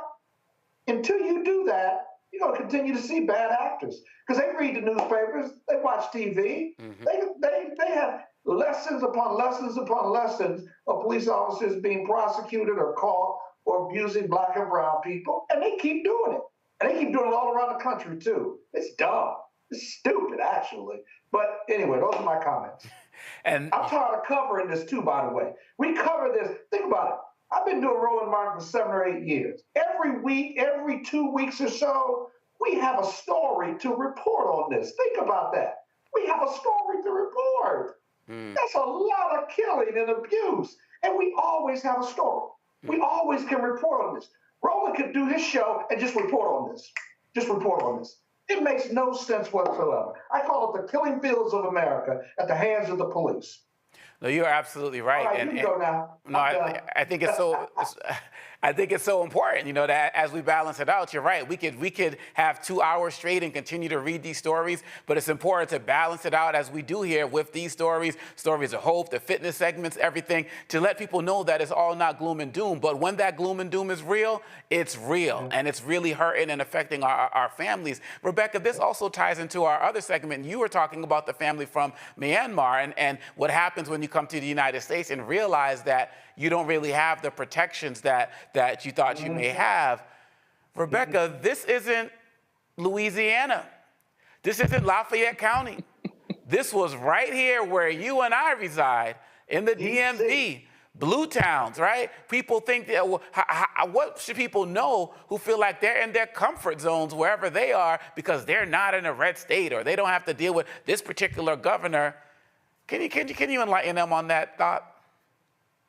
Absolutely. I'm going to answer your question. And I saw a couple comments in the chat I also want to respond to. Someone's asking, am I a lawyer? Absolutely. I'm not your lawyer. I'm not representing you here tonight, but I am a licensed attorney. So here's the thing. You know, I hear Scott talk about training. You can't train this away. The system is working exactly in how it was designed. Prior to 1865, we had the Pinkertons. They were detectives. So when there was crime that was happening, you would either hire a Pinkerton or maybe there was a sheriff as you went into more of the Western states to help solve the crime. But guess what happened after 1865? All of a sudden, you had these new things called police and police departments. Guess what they were tasked with doing? Keeping those newly free Black folks in line, right? So let's be honest. Law enforcement was designed to keep the Black folks who were formerly enslaved now in line. So the other thing that we saw rapidly post 1865 is that it was illegal not to have a job.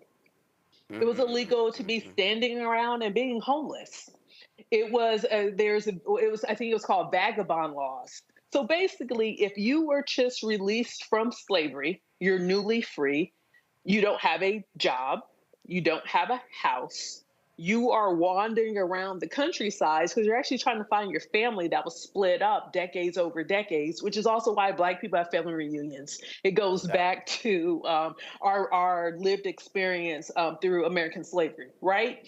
And so it's not by coincidence that now you have law enforcement agencies that are largely, I know we're talking about Black and brown here, but are largely attacking Black folks because police departments were derived, its genesis was very anti-Black. So what we're seeing today is what it was designed to do. So I do not view our law enforcement system as being broken. I view it as being very effective and efficient at what it was designed to do.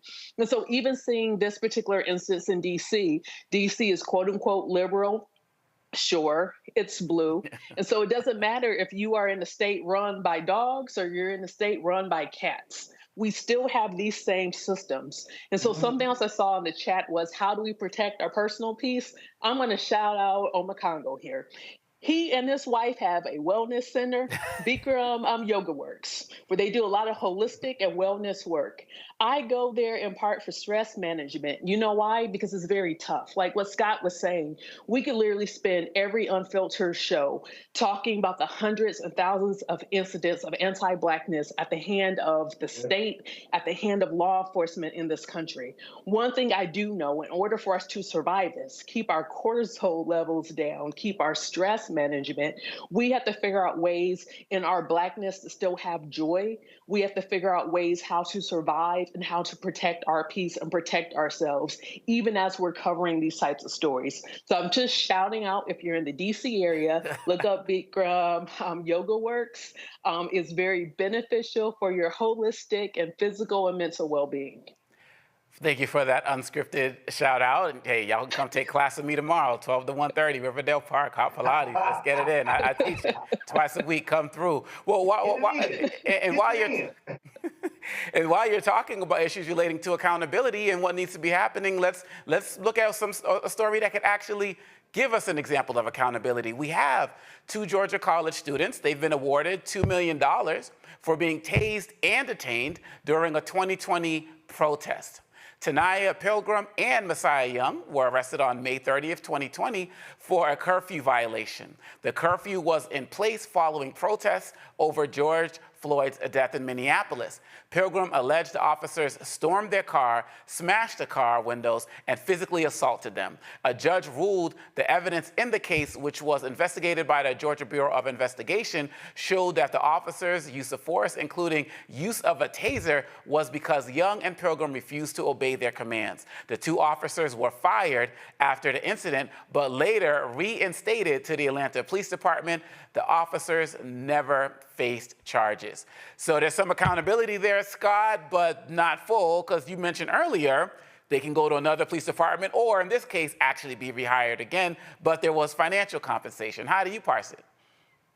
Well, civil justice is really the best way to approach these police brutality cases. The young brother from Morehouse, I'm an alumnus of Morehouse, the young sister from Spelman College, you can tell from the video, they got guns drawn on these kids. The kids didn't have any weapons or anything. Okay, they violated the curfew. They were in the car. You could see they were scared to death, in distress, because of the guns being drawn on them, and the police in military tactical gear pulling them out of the car. They weren't doing anything. And so here's again where you say, well, how do you de-escalate a situation like this? You can see her saying, stop, stop. They're trying to drag her out, but they're stressed out. The police are driving the escalation, and so they finally get them out. But if you were surrounded by police with guns and military tactics, they just broke his window, let me tell you, your stress level and your nervousness and your ability to focus on what their commands are is out of control because your brain is processing lots of information, confusing information, and threatening information. And your fear level is at the highest. And just look, they're tasing them. And the young brother who's driving, he has his hands on the wheel. He's keeping his hands up because he's had the conversation with his mom and dad. And let me tell you something. They deserve that $2 million. They better stay in school, though, because that $2 million is only going to go so far. True that. I mean, especially if inflation goes up and down, you never know what's going to happen. Rebecca, this kind of targets what you were talking about as it relates to the yoga and wellness space, right? But the mental state of Black people in this country. We have these conversations, and it sort of seems like we have this kind of low bar now where we say, well, at least they only got tased. At least they only got bit by the dogs. At least they only got shot in the leg, right? At least they didn't get shot. And that's supposed to make us feel better and uplifted. But all these scenarios are terrible. What are we supposed to be doing as it relates to working to change these narratives that so many of us have come to accept because this has become so commonplace in our communities? How do you see it? You know, we really got to push this government to do research on the impacts of racial stress. One of the terms that we heard of is called weathering. Weathering means even though we all look young, Black don't crack, great. We drink water, moisturize, use shea butter, but our insides are weathering, meaning our insides are aging faster than what our biological age is. And that's due to racial stress. So when so many Black folks have high blood pressure, it's not always because of diet, but it's also because of stress, of always being in that trauma, in that fight or flight mode, which means that our parasympathetic systems aren't activated, but we're actually, we're thinking we're constantly under duress because we are under duress.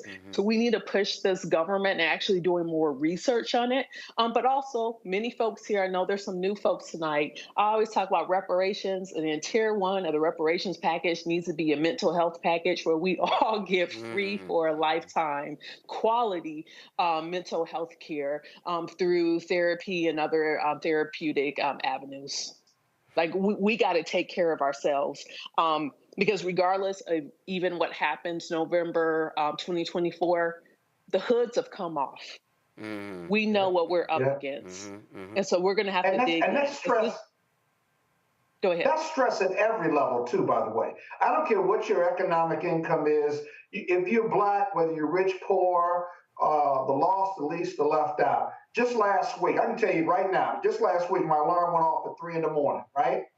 I specifically, right? The police came to my door. I specifically, this is too much information, but went to the door purposefully with just a t-shirt and some shorts on, right? With my ID, because it was 3 in the morning, right? And I didn't want any mistakes. Yes. I didn't want any misunderstandings, right? I had no jewelry on, and I went to the door just like this. Just like this with my license, right? And the police knocked on the door. I opened the door, said, "Good evening, officers." My alarm went off. Here's my ID. I can answer any questions you want. If you want to look around, you can. Thank God they knew me or recognized me and said, "Mr. Bolden, we're just checking on you." And they gave me my ID back. And then I went back upstairs, put on my pajamas, right? And went back to bed. But that 15 minutes for me as an African-American man was stress at a high level that people that don't look like me will never experience. Because when they engage with the police, they don't have stress levels per se. They're officer friendly, right? They don't have to go through taking their baseball cap up, keeping their hands on it. They get out of the car and walk back to the police and say, "Why are you stopping me," right? If I did that, oh my goodness gracious, man, I may not be here talking to you right now. And so wherever you are in your life, whatever station, if you're Black and you're engaging with Black or white or brown police officers, right? It's a heightened level of stress as a Black man, and Black women too for that matter. It's heightened level that you will never get through until it's done. When they get behind me in my nice car, I started making lefts, right, long way home. My former wife said, what are you doing? I said, I don't want the police behind me. I think they're following me, and I'm going in and I'm taking the long way home because I don't want no mistakes, man. I don't want them to end my life early. I got too much work to do. I got a family, and I got too much work to do with our people in our community. It's that important for us as Black people. It's that important.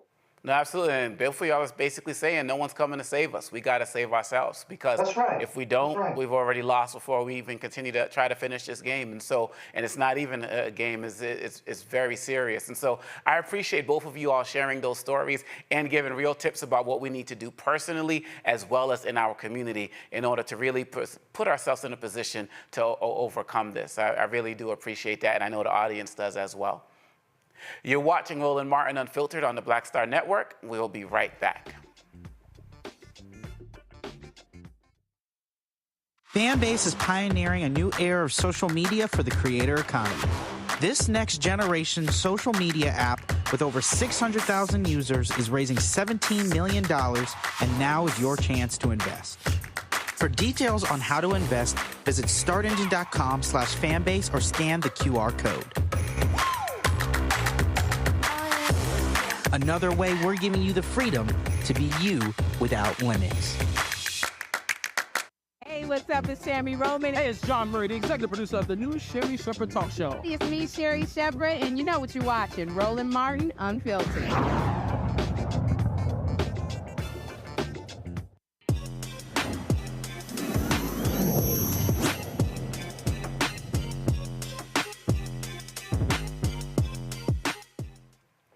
Fanbase founder Isaac Hayes III is here with some good news. They just crossed the $1.6 million raised mark. Isaac joins us from Atlanta. Isaac, how are you doing? Doing amazing. How are you doing?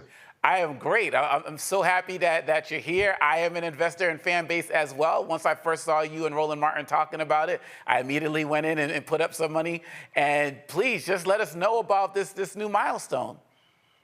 Yeah, we just reached $1.6 million raised in our equity crowdfund. And to explain what equity crowdfunding is, it's just the opportunity for anybody that's watching or listening right now to actually have ownership and actually real shares in stock in Fanbase. And so we launched a $17 million round earlier this year. That's going to help us scale Fanbase to 1 million users. We're almost at 700,000 users. It'll help us scale past 1 million users. And we just reached $1.6 million. When we reach 1.7 million, we'll be at 10% of our goal.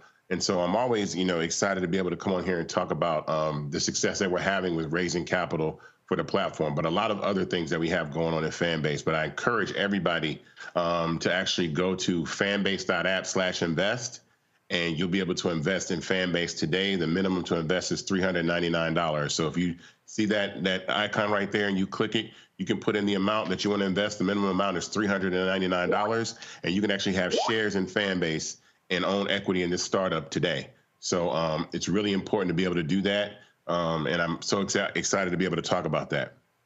And so could you talk also about why you went this route? Because in so many instances, people have these startups, they got great plans, then they get a big board member or a sponsor or something like that, and things don't necessarily go the way they expected. Why did you go this route by building it from the grassroots up like this?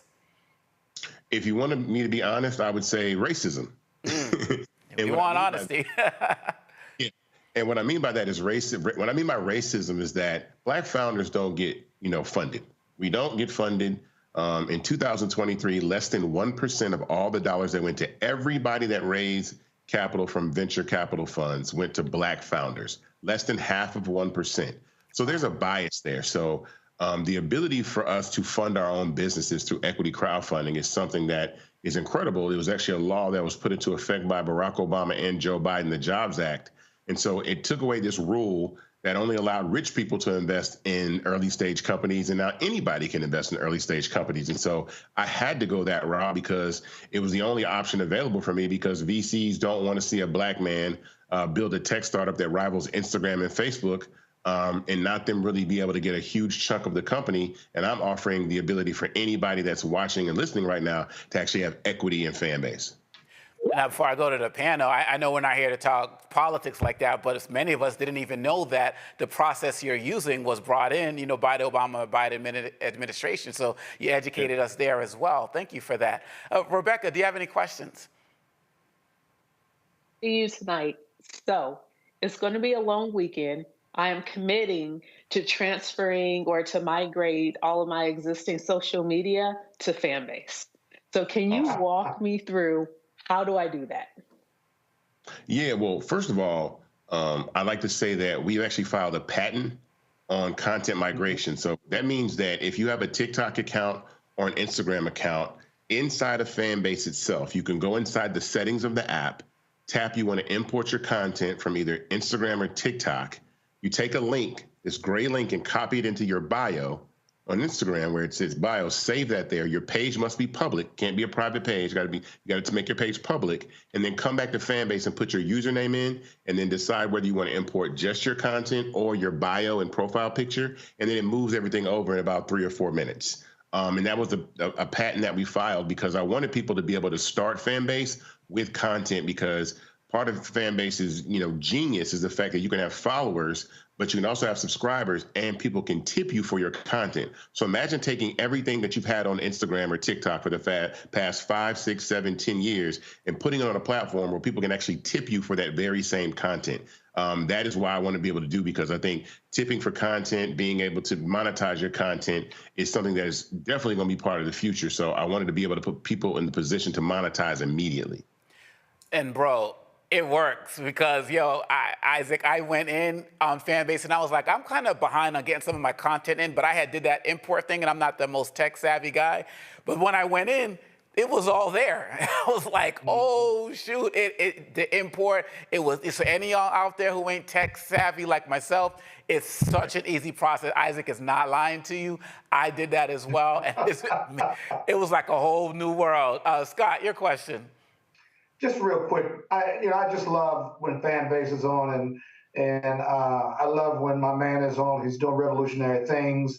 The graphic that was put up said it was $6.65 per share. If the minimum investment is $3.99, what does the individual investors get? About 50 shares, or is it more or less than that? Yeah, actually 60 shares of stock in Fanbase. You want to be getting 60 shares of stock in Fanbase. And what's important about that too also is that Fanbase's valuation has grown 4 times. We were a $20 million valuation when we first started in 2020. We went to 50 million, 85 million, and now we're raising at $160 million valuation. Why that is important is the value of Fanbase will continue to increase year after year. This is something that I'm taking to the long term, the long haul. I see Fanbase as potentially and eventually $100 billion company. So I see people being able to I want people to be able to have a return of 5,000x, 2,500x, 1,000x return. And so, you don't often get that opportunity with tech startups, but here's the amazing and honestly, genius part about this. You yourself as the investor have the ability to increase the value of Fanbase by using the platform that you're invested in. And on top of that, we have many, many, many, many users on Fanbase that were investors that have actually made the money that they've invested by using Fanbase and have people tip their content, subscribers, and made the money back that they actually spent to invest in Fanbase. So they're actually invested in the startup for free at this point when they put $300, $400 in the platform, and they've actually made $400 using Fanbase. So now you have equity in a company for free. Yep, without a doubt. And I think your marketing concept, the fact that you're on the Blockstar Network regularly, marketing this concept, and I know you're probably doing other things, but marketing is so important to being an entrepreneur. Would you agree with that? Yeah, and actually with this raise, it's actually a lot different from the other raises that I've done. I raised $10 million in the Reg CF level, so I'm the first Black man to ever raise $10 million in Reg CF crowdfunding. We maxed that out. Like I've broken records there. Right. When you go to the Reg A level of equity crowdfunding, you can raise up to $75 million in a calendar year. We chose $17 million because it gives us the ability to actually raise more money, but there are some restrictions. I can't do programs unless there's a clickable link to the raise. So right now, even when we're watching this program, if you're watching it on YouTube, the link to invest in Fanbase is in the description in YouTube right now. You can actually click the link to invest in Fanbase right now in the YouTube description or wherever you are. So I'm limited from just getting on like live television, which I could have done before, live radio before. So I got to do podcasts. I have a new episode of Jamal Bryant's podcast dropping on Thursday, actually. Yeah, tomorrow. I think it actually drops tomorrow. And then, other podcasts that I'm doing, and I'm speaking at the podcast summit tomorrow with David Shands. And so I'm excited to be able to, have these opportunities to actually reach people, but it's a lot harder. So we have to be strategic about the way that we market. So platforms like Black Star Network and Roland Martin provide an enormous opportunity and an outlet for me to be able to reach investors that I can't normally reach, or I was able to reach when I was raising in the Reg CF level. So I appreciate being able to come on here and tell people to go invest. Sure. And again, you can fanbase.app/invest. One more time, fanbase.app/invest. If you want to invest in Fanbase, you can do it right now. We're at $1.6 million. I want to get to 1.7 over the weekend. And then we're going to go to 2.5 million, all the way to 17 million and close this round. Well, Isaac Hayes III, I want to thank you not just for creating an incredible platform, but also for bringing us along with you, not being guarded about stuff, educating us about the whole process. Because quite honestly, I feel the ownership in this company, unlike any other social media platform I've ever been a part of. And so I really thank you for what you're doing, and I wish you continued success. And I absolutely believe we're going to hit that. And I said we, not you, because this is our platform. We are going to hit that 1.7 million over this weekend. Thank you so much for coming on. Absolutely. Thank you guys very much. No doubt. And that's going to do it for Roland Martin Unfiltered tonight. I want to thank A. Scott Bolden and Rebecca Carruthers for joining us tonight. And Roland is enjoying his trip in Ethiopia. We'll get some updates for that as well. Everyone enjoy your holiday and be safe as well. See you next time. Holla. Black Star Network is here. Oh, no punch! I'm real revolutionary right now. Thank you for being the voice of Black America. All momentum we have now, we have to keep this going. The video looks phenomenal. See, this difference between Black Star Network and Black-owned media and something like CNN. You can't be Black-owned media and be scared. It's time to be smart. Bring your eyeballs home. You dig?